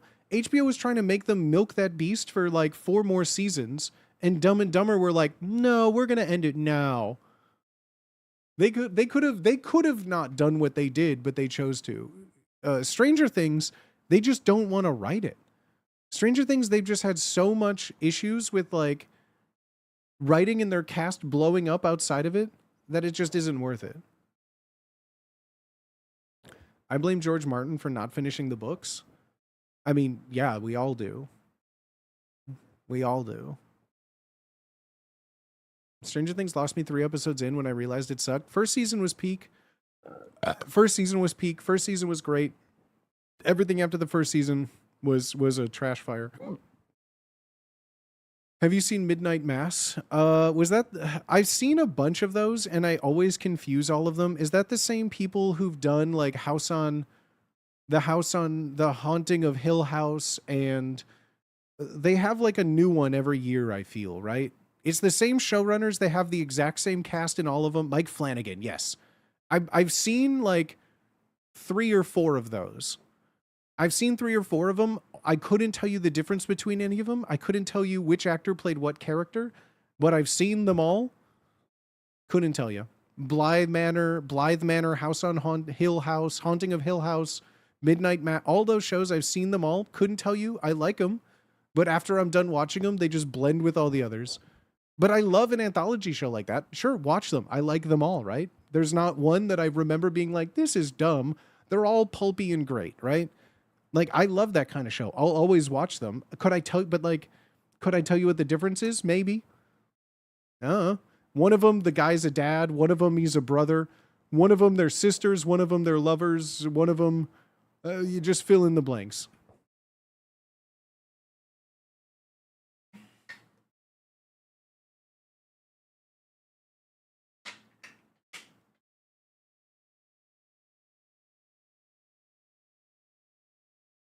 Hill House is one of the best pieces of modern horror. I really liked it. I thought that it lost itself in the last couple of episodes, personally. I thought the whole going back to the house, I thought that whole narrative thing really lost me. It had me going for a good while. Had me really going for a while, but yeah, once it hit a certain point, it kind of just went, and it lost me a little bit. I think I liked Hill House. I watched it all, but it definitely lost steam for me by like the last episode or 2. Personally.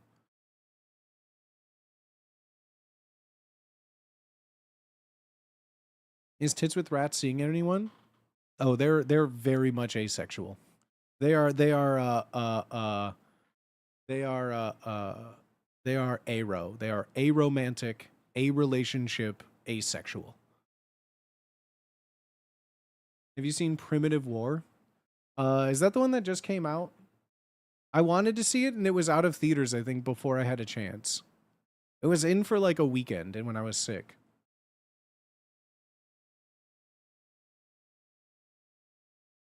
The Fall of the House of Usher I liked more than Hill House. I like Fall of the House of Usher more than Hill House, personally.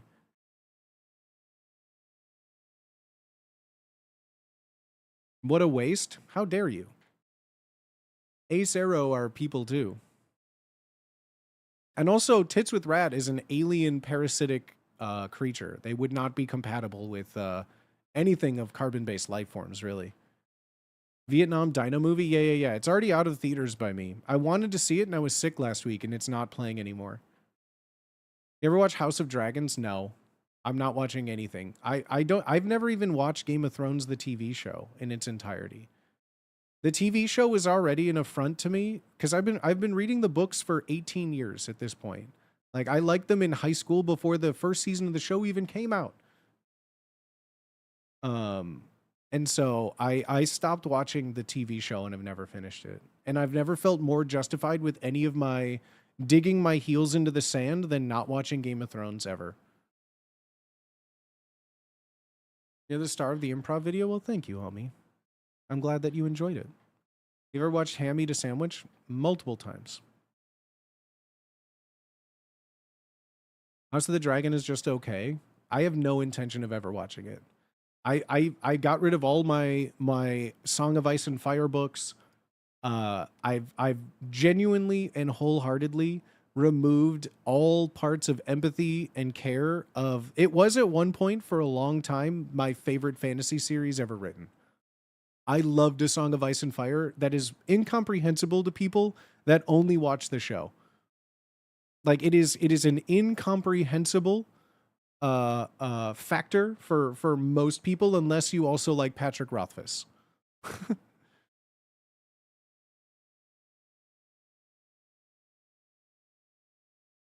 There is nothing, not even save, not even save Winds of Winter and Dream of Spring.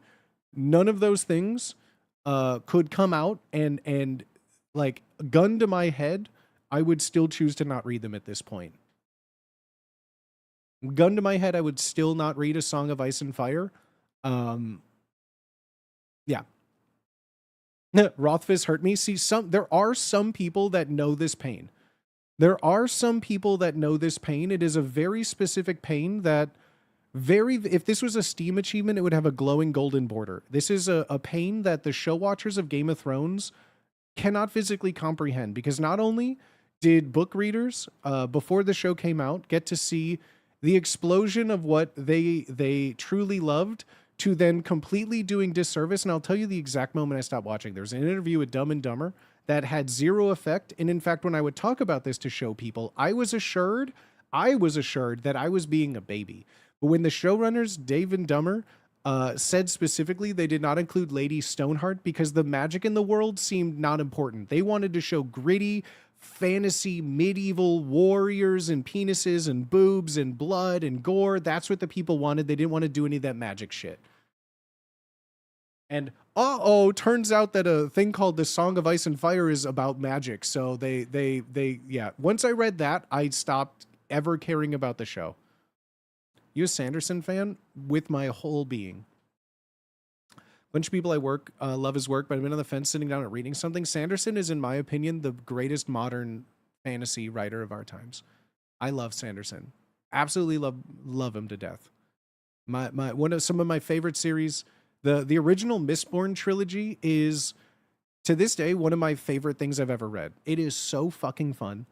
I love it. And then, or you started Stormlight Archives. Either one of those, you will not have a bad time. The whole Cosmere universe is one of my favorite fantasy fiction universes that's ever been created. The magic systems, the world building, the lore in all of them. Some of my favorite like creations since I first read like Foundation and Asimov and everything. Absolutely cannot recommend Sanderson enough. Have you read Project Hail Mary? I'm about halfway done. Don't spoil anything for me. I love it. It's been in my Kindle for a year now. So it came out like a year ago or blew up a year ago, whenever it was. And then as soon as they announced the movie, I went, fuck, I have to read it before the movie comes out so I could be that person. So I've been slowly making my way through it, but it's really good. Really good. I'm excited for the movie.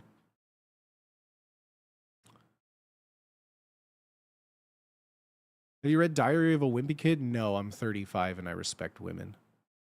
The audiobook was good, well performed. Oh, that's fun. Who did the audiobook narration? Sanderson's writing lectures on YouTube are super interesting. Absolutely. Absolutely. I could listen to him talk for days. I always listen to like his big announcements for his book and all the reveals that he does. Yeah, I follow Sanderson on like Twitter, on YouTube. I followed when he was playing goddamn his personal vintage magic cube.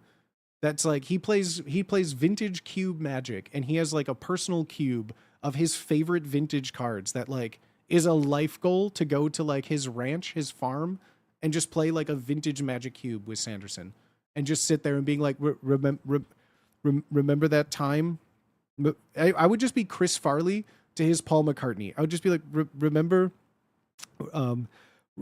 when you wrote Kelsier? He was really cool. He was really cool. What did you think about that? I'm trying to say something without spoiling any books, but I'm just like, remember when you made the Cosmere universe?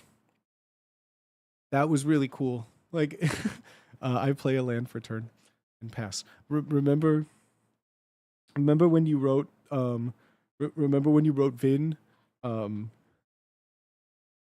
That was nice. I don't know, this is a weird take. The reason I haven't started Sanderson, he's written so much. I don't know where to start. Start with he's written so much, but there's a lot. There, it's a very approachable thing. Either start with my personal recommendation. I think Mistborn is like, it depends on what kind of fantasy you like. I guess let's start there. If you want something that's like sci-fi detective, right? If you really like kind of like a pulpy noir detective with magic and fantasy and like a futuristic, not, I don't want to say Sherlock, but a futuristic thrilling adventure fantasy story, Stormlight Archive, you cannot go wrong. And then if you want like an action, if you want like a action magic, a bunch of characters, world lore building, if you want this big fun universe that you jump from perspectives and characters and it's a whole big fun adventure contained story like that, Mistborn is amazing. Mistborn's amazing. Like that, Mistborn is what I would personally recommend because I fell in love with that world and the Mistborn trilogy. Don't get caught up with how many books there are. There's like trilogies of them. The first Mistborn, it's a trilogy. You just read 3 books. You could get through them very quickly in like not even a month, and it'll introduce you then to the universe as a whole, which then the Stormlight Archives also will take part in. But the magic system in it is so refreshing. It's so fun, and I'll never get tired of reading about anything in the Cosmere. Hey, Booty, would you and the San Diego crew record an audiobook of the shitty 50 Shades of Grey book? I don't think any of my friends like doing that thing. I've pitched to Wubby multiple times to get me to read or to do like live readings of fan fiction or stuff like that, and he doesn't want any part of it, unfortunately. Mistborn is a great and finished trilogy. That's what I mean. Like, I feel like the original, because there's still stuff coming out in Cosmere, but the original Mistborn trilogy, the Mistborn, the Well of Ascension, and the Hero of Ages are the first 3 books in the Mistborn. Are you excited for Era 3? Absolutely. Absolutely. Got scammed by DoorDash Sudafed? Absolutely you did. Wubby Reader, don't make me ashamed to be a part of your communities. I'm just saying. I've tried to pitch reading so many awful fan fictions as things, and yeah, it's just like, I don't think his audience also would like that too much. I got a Barnes & Noble gift card for my birthday, so we're going to go with Sanderson. Let's fucking go, dude. Let's fucking go. Enjoy them. I personally love them. I find them, not only is it like reading anything with fantasy where there's like depending on your fantasy, the more high fantasy with like lineages and magic and lore, like Mistborn is so approachable, starting from like a perfect vantage, like a perfect character to like get into this world, right? It's just a great story. Great story, great arc. Fun characters that change and grow and adapt. Love it. Have you ever read any of the Bone? Any of the Bone from Jeff Smith? I read a lot of his comics. I never really read comics. I never really was into comics that much. I like some graphic novels, but mostly a lot of like manga, but I never really kept up with a lot of things. I never was really that big into my dad was big into comics. But I would just read like things that he had, but I never really had comics of my own at all. The only comics that I really read, like my dad was a big Far Side fan. So like I read we usually had like a bunch of Far Side books. Now I have the complete anthology of Far Side, and then Foxtrot by Bill Amend. I have like everything that Foxtrot did. Used to fuck with Narnia heavy. I never fucked with Narnia. I was not a Narnia girly. Never fucked with Narnia. I read Lord of the Rings growing up, and I feel like there was a line in the sand. You either fucked with Lord of the Rings or you fucked with lions and witches and wardrobes. Aragon? Nah. Never read that. I never read most of those like young adult book staples. Never really did. Redwall was, I read Redwall. Well, I read like the first like maybe 2 or 3 books of Redwall, but there's like a million of them. I think after 4 years, you finally convinced me on Mistborn. I'll give it a shot after I'm done with my Philip K. Dick binge. I feel like I always go through waves of like Philip K. Dick, Vonnegut, and Sanderson. Usually Vonnegut's the one that hooks me back in, because like I'll just read something and it takes me like a weekend, just a quick, cool weekend. Went right from Hardy Boys to Wheel of Time. Read any Jim Butcher? I don't think so. My school had the Gaelic version of it. Despite us living in Australia, tried reading it, was confused as to why I couldn't understand half the words. That's amazing.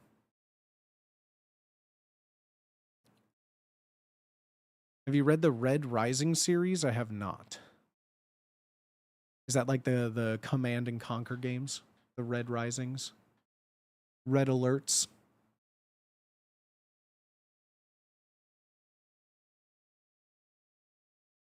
Polinick is my go-to. I stopped reading Polinick in like, I think the last one I ever read from him was, let's see. What was the, I was going to say, what was the dumb one? What was the one where it was, the guy infecting people with rabies? Was it Rant? I want to say it was called Rant, where he would infect people with rabies. He time traveled. He could like tell, he would like go to a barbed wire fence where trash would collect and like smell women's undergarments to tell if they were pregnant or things. I think that was the last time I read Polinick, but I read everything up until then.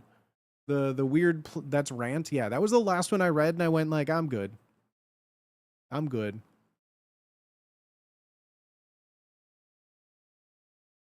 I have the hardcover next to me. I got rid of all, like, most of my Polinick books. I used to like his stuff a lot. I read most of it. I'm trying to remember all the names of them. I know there was like Choke, which I read. Besides like Fight Club and that, there was also, I mean, like the Haunted, like his short story horror anthology. There was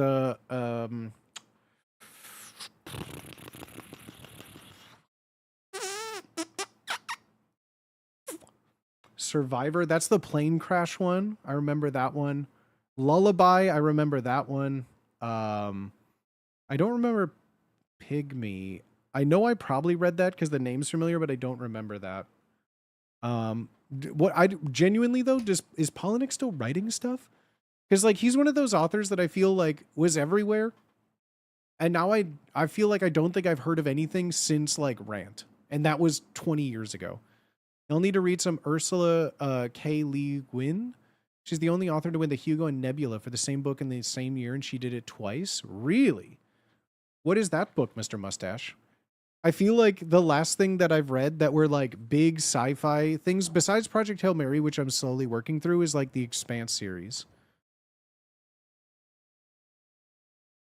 Pygmy was about the Chinese children sleeper spies in the US. Yeah. That is what that was. I for some reason that one I always confuse with because that one was about like a kid that was like adopted into a family, or there was like also at like a children's home or something.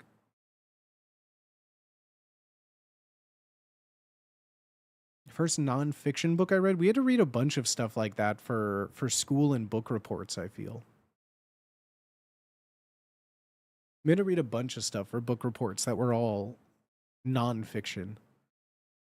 You see the Hawk signed Nazar to a crazy long contract? The kid is so young. It's not crazy long. He's just a Hawk for life, baby. But yeah, that was, I kind of expected it. He just bought a home in Chicago this summer too.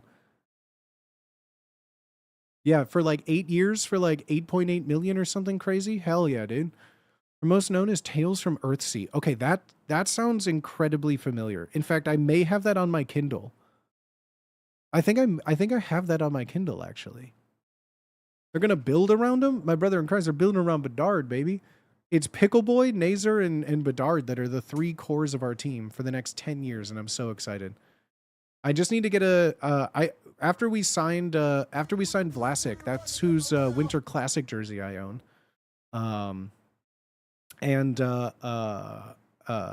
Nazar's my neck. I told myself I can't get another Hawks jersey because right now I'm up to like 13.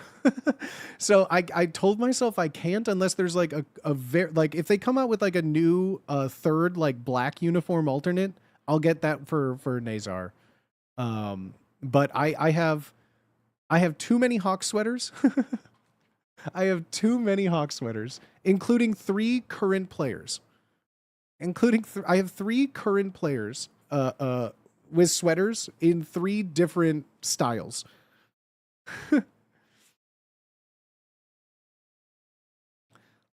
It's a foundational sci-fi work. I'm excited to read it. That sounds cool.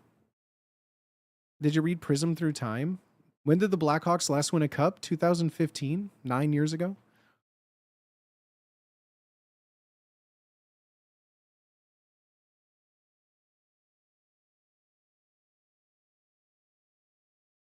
(2010, 2013, 2015). Would have won in 2015, but that was the lockout era. Nazar's a Detroit boy. Wings will trade for him in 3 seasons. They can't afford him. Left-Handed Darkness, if you want one of the best books, one of the most depressing books ever. I had to stop reading like super depressing world-ending books because it just made me sad for days. Like I remember the last time I read like, I forget what it was, because I like to go into books blind even though I know it's bad. And I was on like a big Cormac McCarthy kick for a while because I've just heard his name referenced. And every time I read a Cormac McCarthy book that wasn't like some political big spy thriller, it always just made me like want to sit in the shower in the dark for a week. So it's just like, I'm going to take a break from these sad books. And then I got into like a bigger sidekick thing. Blood Meridian gets you fucked up. Things like The Road will get you fucked up. Just soul crushing, bleak hopelessness.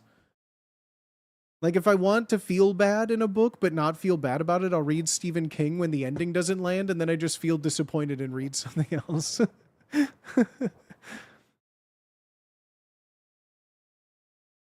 Yeah, Blood Meridian got me fucked up for different reasons. That movie just was gross and made me read things I never thought I would read. Kind of like Bone Tomahawk, the book. No Country, the book is crazy. The book of No Country for Old Men still, yeah, it's just bleak, hopeless Americanness. Like 50% of King novels, let's bump those numbers up a little bit. I feel like Stephen King thrives on short stories that are ambiguous because I'm not expecting an ending to like, a 10-page short story. But like after I've devoted a couple 100 pages, I at least want something satisfying. When a short story ends and it makes me want more, I go, man, my brain is going overtime. But like with an actual novel, I want a goddamn ending, Steven. Sick movie though, Bone Tomahawk. Watched it once, never watch it again. I was told it was a horror movie, but I didn't realize that it was a horrifying thing to see. Was that based on a written work? I don't think Bone Tomahawk was. I think that was a original screenplay. Was it?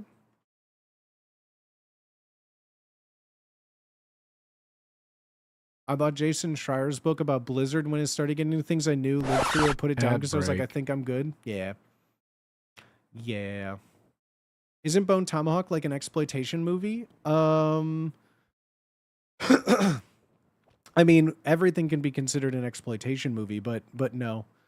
Wait, it was written by... Wait, Bone Tomahawk was also written by Cormac McCarthy? Wait, what? Well, that explains a lot.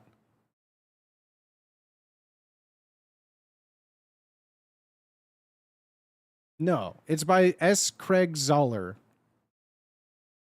Okay, good. It's not by... I was like, it better not be by Cormac McCarthy. No, it's written... It's a book written by S. Craig Zoller. Oh, wait. Wait, is it... Wait, hold on. No. The book may have been written after the movie came out. I don't think it's based on a book.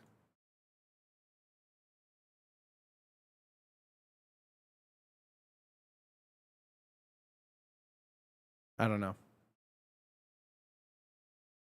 It's just a very, very gory, brutal film. A very realistically brutal film. Brutal's the only way to describe it. It's a movie that what's the right word for it? It's a giant powder keg that starts off by putting a bunch of people in a very bad circumstance, and then as soon as like the movie, like all the pieces move to the same puzzle, it just never stops being one of the most disturbing things I've ever seen put to film. I remember people sharing graphic scenes of it, and I always assumed it was an exploitation film. Nope, not an What I consider an exploitation film are like old Italian horror movies where it was like substituting animals and like horrible things like Cannibal Holocaust or, you know, those kind of exploitation things. Bone Tomahawk was like a major studio production.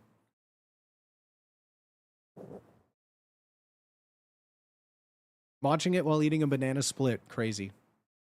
It is not like Cannibal Holocaust. It is a legitimate movie with legitimate people, non-exploitative.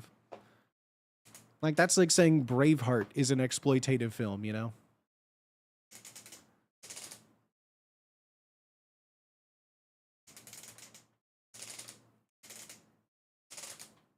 Zach Krieger auditioned for the role of the deputy with a broken leg. I watched Bone Tomahawk once, probably like 10 years ago. I remember almost next to nothing about it except for that screamy whistle. And the last 45 minutes of the movie, I watched sideways through my peripheral vision through my hands. Never need to watch it again. I'm good. I like the middle part where they're traveling to where the kidnapped are. That's what I'm saying. It's a whole tense movie that's really fun, and then it gets to one point, and then it's the craziest thing that I've ever seen and never want to watch it again. You know? Ugh. No, sir, I don't like it. No, sir, I don't like it. No, sir, I don't like it. No, sir, I don't like it. Get out of here. Get out of here. Get out of here. So it's like Requiem for a Dream, which you watch once, then you're like, this is cinema, I never want to see this shit again. Or you do the base thing where you only watch Requiem for a Dream, but as soon as the title sequence changes to fall, you stop watching and pretend they live happily ever after, selling drugs and getting high all day. You only watch summer in Requiem for a Dream and everything is fine. You watch spring, you watch summer, and then you stop and you're like, wow, drugs are cool. That's like pro tip. You just stop watching. They tell you when to stop watching. I think I've only ever seen fall and winter in Requiem for a Dream. Maybe like twice. Maybe. That's pretty much it. That's pretty much it. I stopped. And then I listened to Clint Mansell's 4-piece orchestra. I've listened to the soundtrack of that and The Fountain more times than anything else. Some of my favorite movie soundtracks are Requiem for a Dream and The Fountain. Clint Mansell and his quartet go hard. I don't think I've ever seen Requiem for a Dream more than twice. He was riding his bike, then the lightning strike. Now he reads fast. He's good at science and math. Are you talking about Johnny Mnemonic? Or are you talking about the one with Val Kilmer? What was the one with Val Kilmer? The smartest man? But then there was Johnny Mnemonic, which was like the same thing with Keanu Reeves. Chat Real Talk, which is the better film, Doc Hollywood or Cars? Never seen Cars. First time I watched that movie, I was tripping, thought I was dying, and my shitty friends at the time put that shit on. I was 16. I remember we all gathered around. We would just like watch a bunch of movies in college. And this one kid was banned twice from bringing a film for over a year. In fact, I stopped going because of one film. The first film he brought, Harmony Korine's Kids. Who the fuck brings kids for like a group movie watch along? Told them to go fuck themselves. Didn't end up watching that movie and said they're not allowed to recommend movies to bring anymore, right? Next movie, fucking, who was it? Gaspar Noé's Enter the Void was their second recommendation for our group movie viewings. No. What a fucking weirdo. There are weird people like that think that that is like okay to do. It's like, oh, here's a movie that some of you have never watched. Let's watch Kids as a group. The fuck is wrong with you? They were like, let's watch this movie called Enter the Void. It examines a philosophy of filmmaking and exploring a 2D sense of blah, blah, blah, blah, blah. Someone wanted to show off their taste? Yeah, their taste buds that were cauterized off. Glav and I haven't heard of these. I really like Gummo, though. Yeah, but it's not a movie that you bring together while people are drinking, eating pizza with like 20 people watching a movie. Yeah, Rosario Dawson gives everyone AIDS. It's crazy. All the teenagers have sex and everyone gets AIDS. That's a great movie to show everybody, you know, real feel good movie. No, not Into the Void. Not the ScarJo into the Void. Enter the Void? Enter the Void. Not ScarJo's Into the Void. I'm talking about Gaspar Noé's Enter the Void. I'm talking about this one. I'm talking about Enter the Void. Not Into the Void with naked Scarlett Johansson. The package. The package. The package. Package. I know. Let's watch Caligula. Recommending a 4-hour sex movie is crazy too. Looks like a psychedelic film. I mean, it's an abstract movie. It's hard to describe. A guy dies and then you go on his journey through the afterlife, but he dies doing DMT. And there's a shot, no lie, where you go inside of the main character, you float through his vision as a ghost going around the world. And there's a point where you go inside of the main character's sister's vagina, where you see her having sex with a large hairy man who then ejaculates inside of his own sister, and the ejaculate comes towards you, and then you see the conception of his sister's baby inside of her body. Yeah. Yeah. Yeah. That's a full like 20-minute sequence of a penis thrusting inside of a vagina.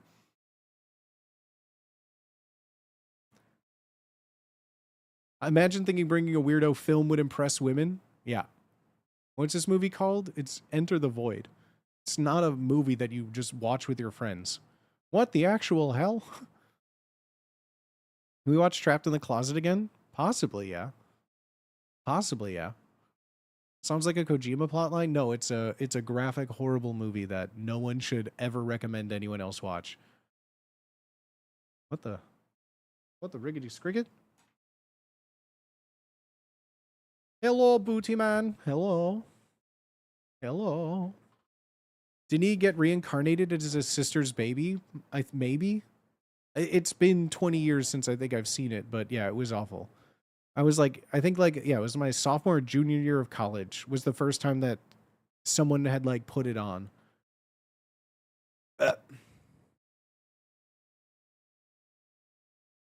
Crazy. Crazy. Yeah, same with like Kids or Gummo. Crazy thing to ever put on. I want to watch my favorite movie for my birthday, but Back to the Future isn't on any streaming services here. Oh, there's a place where you can be really free, where you don't have to pay for movies or TV. It's called the Seven Seas, and you got to sail, yo ho.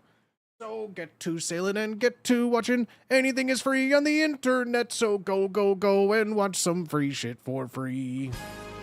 Are you ready for a miracle? Yar. Are you ready for a miracle? In the year of 2025, when streaming services want to pretend like their cable television, do not support it. Everything can be found on the internet for free. Everything. Including this stream. I showed my buddy Robot Jocks and he absolutely loved it. We're going to rewatch it soon. Then the sequel. Let's fucking go, dude. A Friend for the End of the World really fucked me up. It sounds familiar. Oh, no, that's not the one with Simon Pegg, is it? That name sounds familiar. Serbian film is what to bring to a pizza hangout movie night, right? Happiness is a fucked up movie. You reckon someone has pirated your streams? Probably. Oh, Sorella. Thank you for the follow, dude. You reckon, yeah. Watching Friendship last night, it was like, but I liked it. Friendship was fun. I can watch Tim Robinson just, you know, read out the dictionary and make his goofy little smile and be like, aardvark. And I would still probably just laugh. It doesn't matter what is happening. As long as he does his little goofy smile and says something, I probably am going to laugh at it. Heck, I wanted to pay for Better Call Saul, but it was $4 per episode with no option to buy the whole season. Wasn't that on isn't it on Netflix? I haven't looked at Netflix in years, but I feel like all of Breaking Bad and Better Call Saul was on Netflix, wasn't it? It was the Steve Carell, Keira Knightley movie. That pairing creeps me out. The older I get, the more freaked out I am about Hollywood relationships in movies. The more it just makes me like feel very weird, you know? The older I get, the more it's just like, why is this 50-year-old man having their love interest is 20? Like, that just makes me so uncomfortable now. I don't pay for Netflix. It's on Netflix? Oh, that makes sense then. Well, yeah, if you don't pay for Netflix, then you just steal it. Fuck it. Fuck it. Watch Possessor recently. I gotta see Infinity Pool now. Real shit. Real shit. Pro tip, if you get your own Plex and share it with your friends, then you gain cool points with them. Absolutely. Absolutely. Plex, though, you have to be careful with Plex. Plex had a huge crackdown on pirated stuff. I use the one that I use that was given to me. Someone else. I use someone else's service. Let me be clear. I am a leecher and a lurker on someone else's media server. It was Plex until they were kicked off of Plex. The only thing that's not on the server that I've still been trying to find that isn't important enough, I just want a place to watch Police Women of Dallas. If anyone has a place where I can watch the entire 2 seasons of Police Women of Dallas, I will be so happy. Plex cracked down on massive paid servers. 100% they did. There was a great migration of streaming platforms that was given. It was awesome.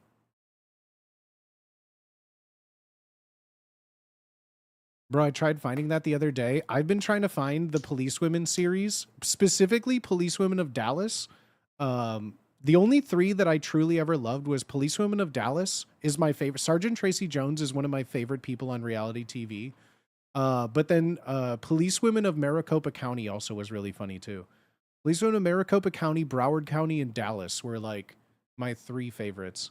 What's in Dallas? Sergeant Tracy Jones. Sergeant Tracy Jones is one of like the greatest cop reality TV show characters I've ever seen in my life. Is it really a show about Police Women of Dallas? So it's an anthology series that was on TLC, obviously. That for like a season or 2, they went to different cities and only followed the female cops. Yeah. And Police Women of Dallas, like imagine all the shows like Cops, where it's just like really trashy people getting like pulled over and the police are questioning them, except it's like usually 5 or 6 of like the fiercest, most non-shit taking like police women in the area. And so like it'll just be like like they have all the talking heads and they're on patrol with each other.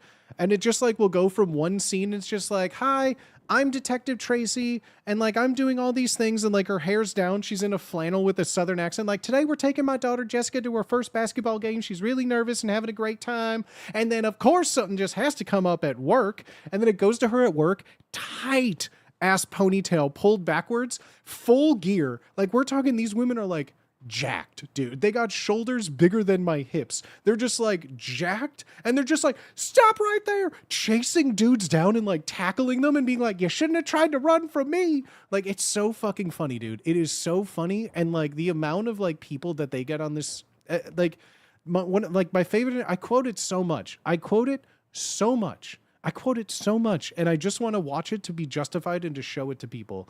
There's like one episode where Sergeant Tracy Jones was called because there was a prostitute at a truck lot. And so they go there and they find the supposed prostitute in the truck lot, the lot lizard, if you will. She goes up to her and it's like this, like, she looks like she's an 80-year-old woman. Turns out she's only like 40, but no teeth, hard drugs, wrinkles, losing hair. And she just goes around in like a too loose, it's very sad, right? But it's really like loose fitting, like tank top and big shorts she's holding up in flip flops. They're just like, so what were you doing over there? And she's like, I'm just on my way home. Like, on your way home, do you live around here? No, I'm just going home. I need to eat. I'm making myself a bologna sandwich. And the detective's just like, so you weren't just in that car. We saw you get out of that car. No, I'm just on my way home. I'm going to have a bologna sandwich. It is one of my favorite. It's just a nonstop assault of some of like the vocal tics that have lived in my head rent free. It's just like, no. And they're just like, you weren't just trying to prostitute yourself? She's like, no, look at me. I'm old. Who gonna want me? I'm just trying to get a bologna sandwich. I'm just old. Who gonna want me? And the detective's like, hey, don't sell yourself short. You're beautiful, mama. And they're just like, no, I'm old. I'm just trying to get a bologna sandwich. It's just, I love it. I love that show so much. There's an episode where Sergeant Tracy Jones like pulls up because there's illegal gambling behind a gas station. So she shows up and there's like 5 dudes. The lights go on. She traps them in the alley. They're all just shooting dice and gambling behind a gas station. She has all the guys like stand up, assume the position on the wall. She's patting them all down. She has backup on the way. And she's just like, now nothing, no one has any weapons. No one has anything I'm going to poke myself with. What are y'all doing out here? Y'all know you can't just be gambling outside. How many times do I have to tell you? Keep it out of sight. Just, this is what you get if you're going to gamble outside. This is what you need. And so then as she's patting people down, she goes by like the dice, picks it up, throws the dice on the ground. She's like, still got it. Whoo, all right, what you got? And starts patting another dude down. It is so fucking funny. It is like Cops if Cops wasn't taken seriously. It is so good. Is this before or after Reno 911?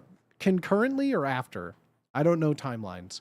I don't know when Reno 911 stopped being a show, because then they had a movie. I don't know when Reno 911 stopped, so like during or after? It never, like, all those policewomen shows are so funny. I used to have them recorded on like an old flip phone of mine. Like I recorded my TV because like I just love so many interactions. There was one where I can like verbatim, because these used to be like on a Comcast, what was their Xfinity? What was their like DVR thing called? Where like if you had Comcast, it wasn't like you can record shows, but there was just like a repository of saved shows that you can watch. It was like on Comcast version of like, it wasn't like things you recorded, but they would just have like a rotating selection of just like shows. Comcast On Demand. Yeah, was it On Demand? Xfinity On Demand. It was like there would never be anything new. It would be like, oh, here's the Comedy Central section of Comcast On Demand. And it would have like one episode of South Park. It would have like one episode of Crank Yankers. It would have like, or you'd go to CBS and it would be like one episode of Jimmy Kimmel from 4 months ago. It was Comcast. It wasn't DirecTV. It wasn't TiVo. It wasn't anything that you could, it wasn't a DVR. No DVR. It was simply, I think it was on demand. It was just like, it wasn't a DVR. You couldn't record anything. It was just simply the box connected through their cable. You could have like, it was like a free sample of certain channels. Xfinity On Demand. Yeah. And like police women shows, they would always be on there. You'd go to TLC, it would be like Honey Boo Boo, Police Women of Dallas with like a full season. And me and my roommates would just sit there and put the season on repeat, like all the time, dude. And so there were just a bunch that I would just like, I would have it saved on my phone because I just wanted to be near it at all times. Still a big thing. I haven't had cable for, let's see, I moved out of that house when I was 20. I haven't had cable or anything to do with cable or knowing how cable operates in 15 years. I have not watched cable TV. I've not interacted with cable TV. I have not interacted with any form of modern television broadcasting for 15 years. I have no idea if it's still a thing. I just bought an antenna and digital tuner to get my local PBS station. Oh, who's going to tell them? Oh. Yeah, I had an over-the-air antenna in Chicago because you could still get like 70 channels just over the air with no cable in a big city. You're 35, yes, sir. I found Police Women of Dallas, all of it. Where?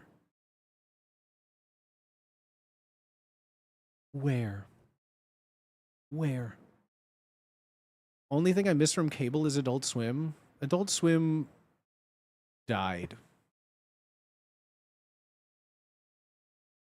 Adult Swim is dead. I get like 65 channels in New York, right? That's how I used to watch all of my foreign language TV in Chicago because it was all over the air. Most people don't know this, but like in major cities, you can get so many channels for free with just like an over the air to digital converter for an antenna. Like at least in Chicago, there were 5 separate Korean channels. Like you had Korean news, you had Korean Global News Network. Then you had like a music channel that just was like MTV, but for Korean music. There was like an entertainment one that had like all the previous days sitcoms and shows. There was a reality TV one. There were like multiple for shows in Arabic. There was tons. There are tons of stuff. Tons of Spanish channels, tons of free movie channels.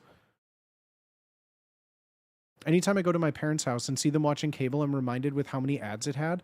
Bro, it is crazy to me. Like, yeah, when I went to visit my parents in Florida earlier in the year, like it was just one of those things. My parents will have like Comedy Central on because it's just a 24-hour marathon of The Office nowadays, I think. And it was like 7 episodes of The Office in a row. And I was just so surprised. It would take like 40 minutes to get through like a 1.2 times sped up episode of The Office. Everything was faster. They cut out the intro, and yet it still took like 20 minutes longer an episode with how many ads were shoved down its throat. It's crazy. It was driving me insane.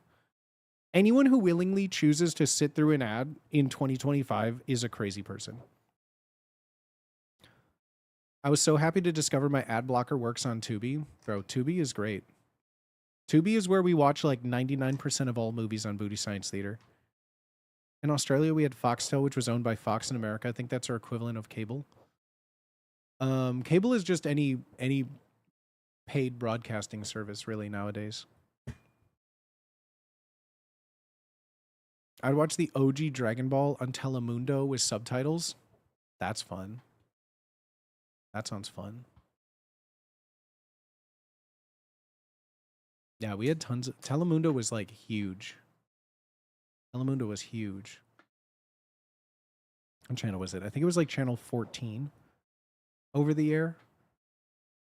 Something like that. It was, like, 13, 14, and 15 were, like, the 3 big... Like, one was Univision, one was Telemundo, and another was, like a Spanish daytime soap opera news network. But like it was 3 channels like over the air in a row that were all like major Spanish speaking ones. The Korean ones in Chicago were like 49, 50, and 51, I want to say.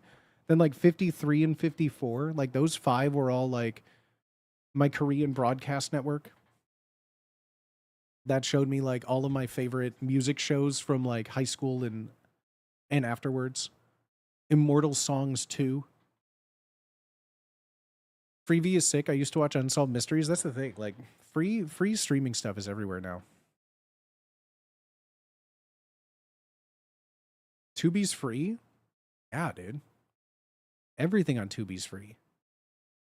With ads, but like Again, are you watching ads in 2025? Are you kidding me? I miss that era of Fuse. Fuse to me was like the knockoff MTV and VH1.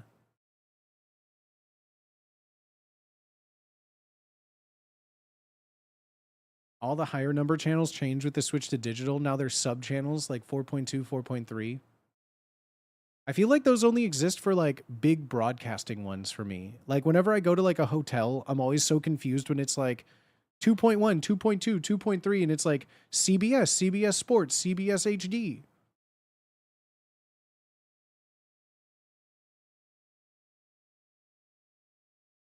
Bonk Monster 69.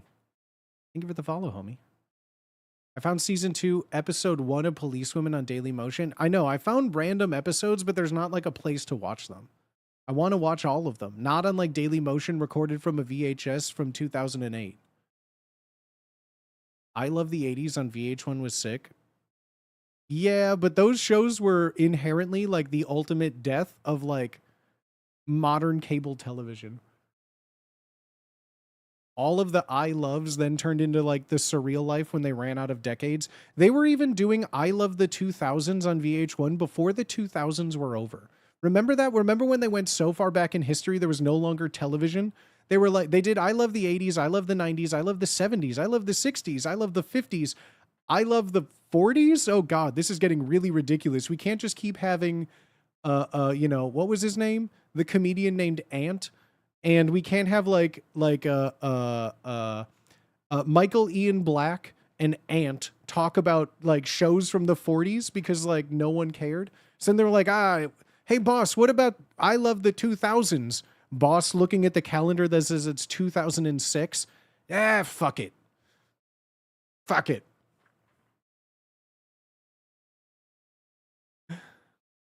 I just remember that was like the ultimate jumping the shark for all of those shows. And it was like, I love the 2000s. It's 2004, Grandpa. When are we going to watch Evil Bong? Never, because it has nudity. Same rules apply for all of our shows.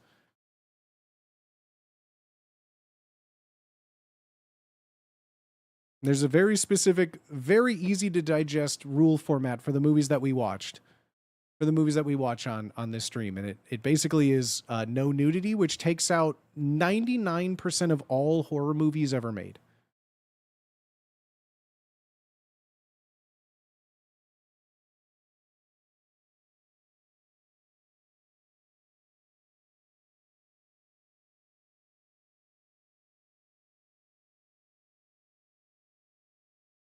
The random Weird Al pop-up. Cat Williams commentary, because of course he's there.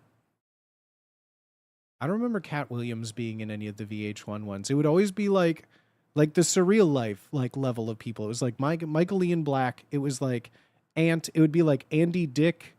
It would be like who's someone like completely random that would not like someone that would appear on like a Comedy Central roast of someone that would be the only time you would ever see someone like that before.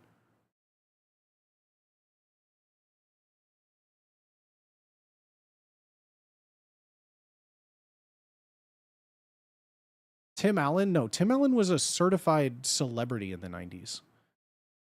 Aries Spears, that's a good one. Hal Sparks, that's a good one. Lisa Lampanelli, no, that was way too. The Comedy Central roast happened way after the VH1 I Love the Things.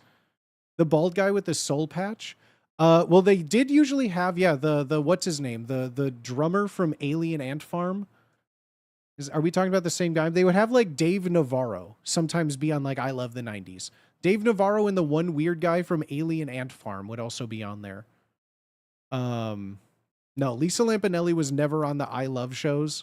Those were all much after the Bret Michaels. No, Bret Michaels wasn't on those. He wasn't on the I Love the Things. He had his own show. Yeah, Bret Michaels had his own show on VH1. He would never be caught dead in the I Love the Things unless they were talking about poison or something, you know.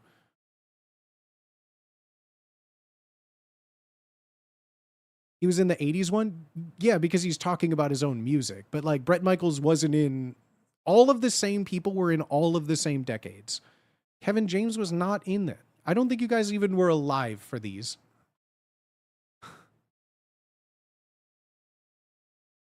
Rock of Love streams would hit? No. The next one on the dock is I Love New York. That is the ultimate pinnacle of VH1 reality shows. Tiffany Pollard and Sister Patterson are two of the greatest reality show characters ever put to film. Rock of Love is just like trashy and boring. They were still finding their formula. Then they perfected it with Flavor of Love, which then introduced the world to New York twice. Telic Tequila, the most boring industry plant I've ever seen. I was born in 2003. Jesus Christ. That's crazy. Her Crazy Scary Mom. Sister Patterson is also one of the greatest reality TV people ever. I love New York. I love Tiffany Pollard. Tia Tequila is the worst person ever. Don't say that, man. Say what?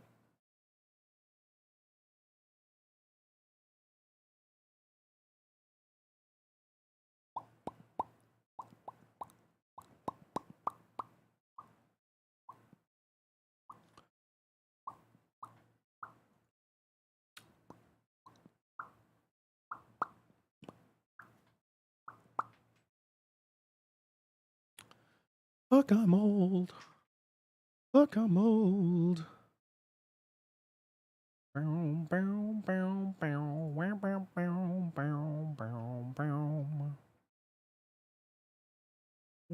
Where in the ick? Where in the ick? She got massive brain damage at some point? Who? Seeing my high school graduation year sneak up on the must ID after this year gas station scaring me? Yeah. Yeah.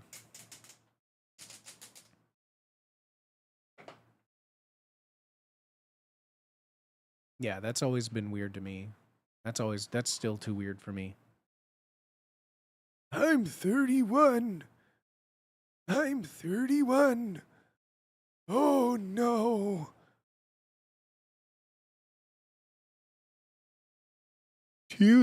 Tequila. Well, she's just a Nazi.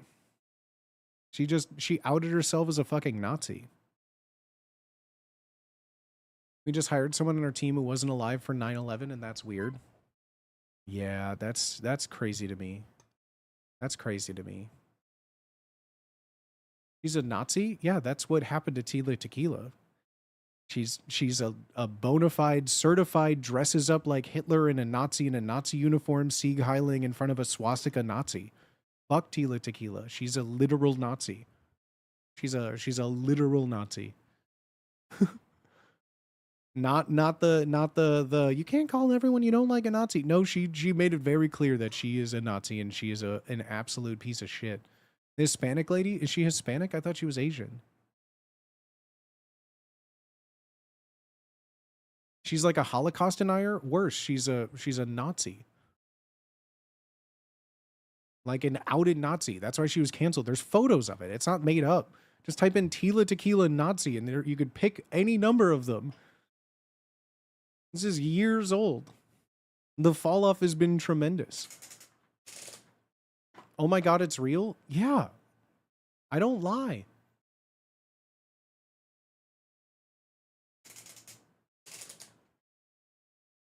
Didn't the Nazi stuff happen after the brain damage? No. Well, it doesn't matter. Once a Nazi, always a Nazi.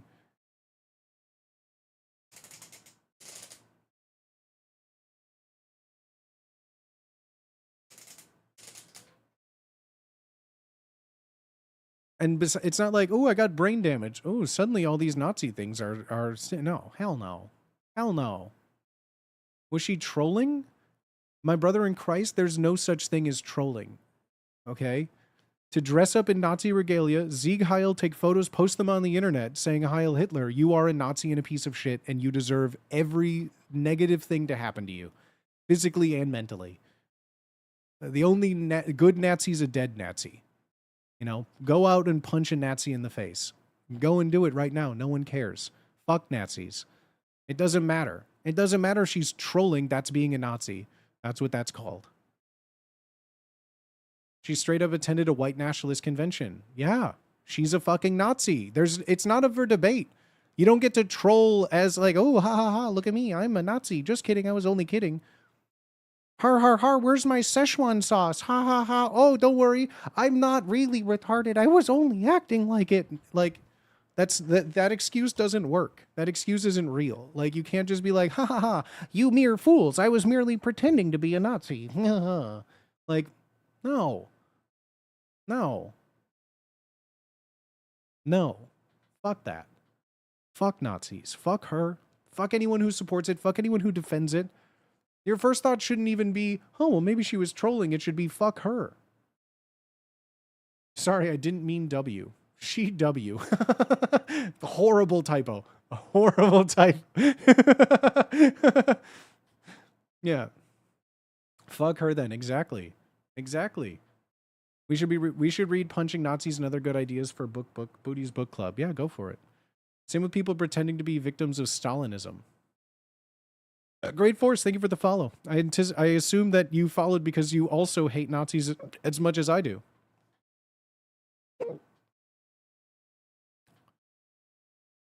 I meant to say she ugly anyway. That looks like an ant from the movie Ants. Damn. Damn. Wow. Oh, sheesh. I said kill a Nazi, but oh, not murdered by words. Jeez. Wow. Sounded so absurd that it doesn't sound real. No, she's a Nazi. That's not so absurd in 2025. I mean, that happened like a decade ago. Yeah, she got brain damage and then became a Nazi, or was a Nazi, got brain damage, and then her filter went away. Who cares? I sure hate Nazis. I might be able to find a bit more. How did we get on this rant? Someone said Tila Tequila, and I said, fuck Tila Tequila. She's a literal Nazi. And I stand by that. Back Parts, thank you for the follow. Let's fucking go. My friend was unsuccessfully recruited by a half-Asian neo-Nazi. He was very confused.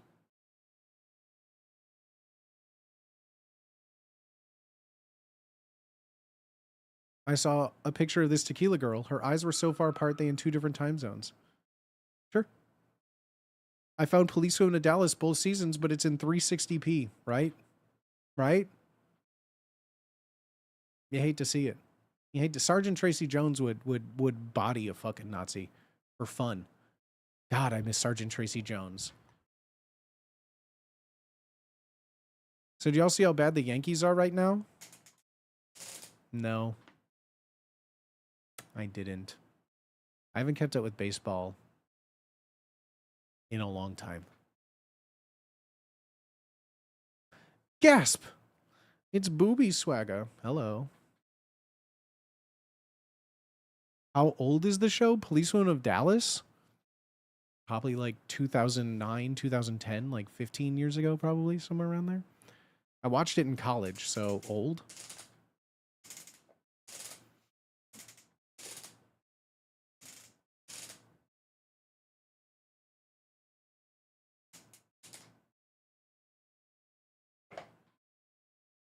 Fuck the Yankees.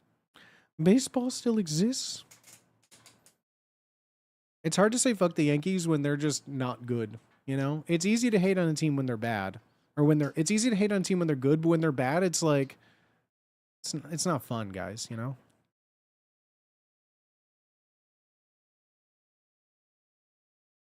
...2010 was season 1, 2013 was season 2. Hell yeah. I know my police women eras.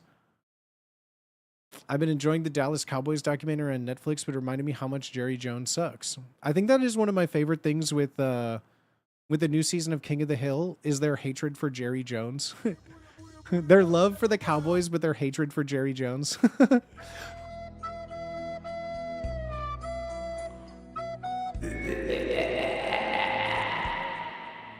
What the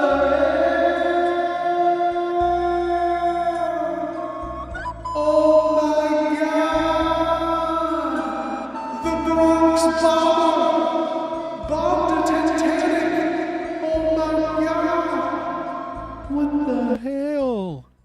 biddies. Thank you for a Titanic. What the hell are? What the heck? What the frick? What the frick? Thank you, homie. Thank you. My goodness. Wamuchiro. Thank you so much for the follow as well, homie. What the hell? What the hell, dog? Thank you. Thank you, thank you, thank you. We've been having a fun little rap sesh, haven't we? Fun little rap sesh. Fun little gab. We've been gabbing it up. But it is that time of the night, my friends, where we are going to be heading on into the Booty Science Theater 69,000. Now, which one of y'all is having a little fun tonight? Who wants to get a little bit squiffy? Who wants to get a little bit crazy? And have ourselves a little cheeky late night movie night. For those of you who know who's excited, for those of you who had no idea the plan for tonight, on Saturdays we have ourselves a little Booty Science Theater 69,000. If you're fans of Mystery Science Theater or Riff Tracks, you will find yourself right at home here. We do not watch good movies. We do not watch bad movies. We watch the worst of the worst. We have watched some of the worst movies that have ever been graced upon a silver screen. And that's what my favorite thing is to do on Saturdays. We go live late on Saturdays because I believe it's the only day of the week that I respect everyone here's time. So hopefully you could stay up a little late on Saturdays for a nice little midnight showing, for a nice little late night movie featurette. And today is going to be no exception. This is a movie I watched once as a kid, never again. It's remained in my mind as sort of a fever dream. This movie has existed as sort of a cult classic in some circles. It also exists in the same sphere of a movie that has made Roger Ebert want to vomit. You love to see it. You love to see it. But I'm going to get that set up right now, everybody. So if you need to take a moment to get yourself a beverage, to put on some comfy clothes, if you're just getting home from work, now is the time to do that. As I get all of this set up here on the back end. And before we start, as always, I will be running just a quick little... I will be running just a quick 3-minute ad that gets rid of ads for an hour on this channel, whether you are subscribed or not. You won't have to see any ads during the movie. So go get a pee break, go get yourself a drink, use this time to do all that fun stuff now. And at the same time, unfortunately, if you are watching, if you are one of the people watching on YouTube, unfortunately with the way that YouTube's algorithm works, I won't be able to continue my YouTube stream. So if you have been watching on YouTube, thank you very much for your support. But at this time as well, I would ask that you join another one of the streaming platforms, whether I'm live on Twitch or Kick, just because YouTube will delete the VOD and I'll get a strike on my channel. So if you are watching on YouTube, please consider going to another one of my live streams. I am multi-streaming across everywhere, but please, if you haven't followed my YouTube, please go subscribe to the YouTube channel. All of that helps tremendously, but pick your platform, pick your poison. But I will be ending the YouTube stream, unfortunately. I'm just letting everyone on YouTube know. Thank you for watching YouTube. The stream will still be going. We just can't have our movie nights on YouTube, but they will be on Twitch and Kick and Twitter. But thank you for being here, YouTube friends. I am going to sign out of the YouTube stream right now. So if you are watching in the VOD, head to another platform as well to continue watching along. The other VODs tend to stay up and do well. So thank you for being here, YouTube. Don't forget to subscribe on YouTube. And please, if you are again watching me there and solely there on YouTube, please join another platform if you want to continue to watch. But have a good night, YouTube. We're still live on all other platforms, so don't leave just yet if you're hanging out somewhere else. But thank you for being here, YouTube. I appreciate your support. Keep watching the videos, like and subscribe.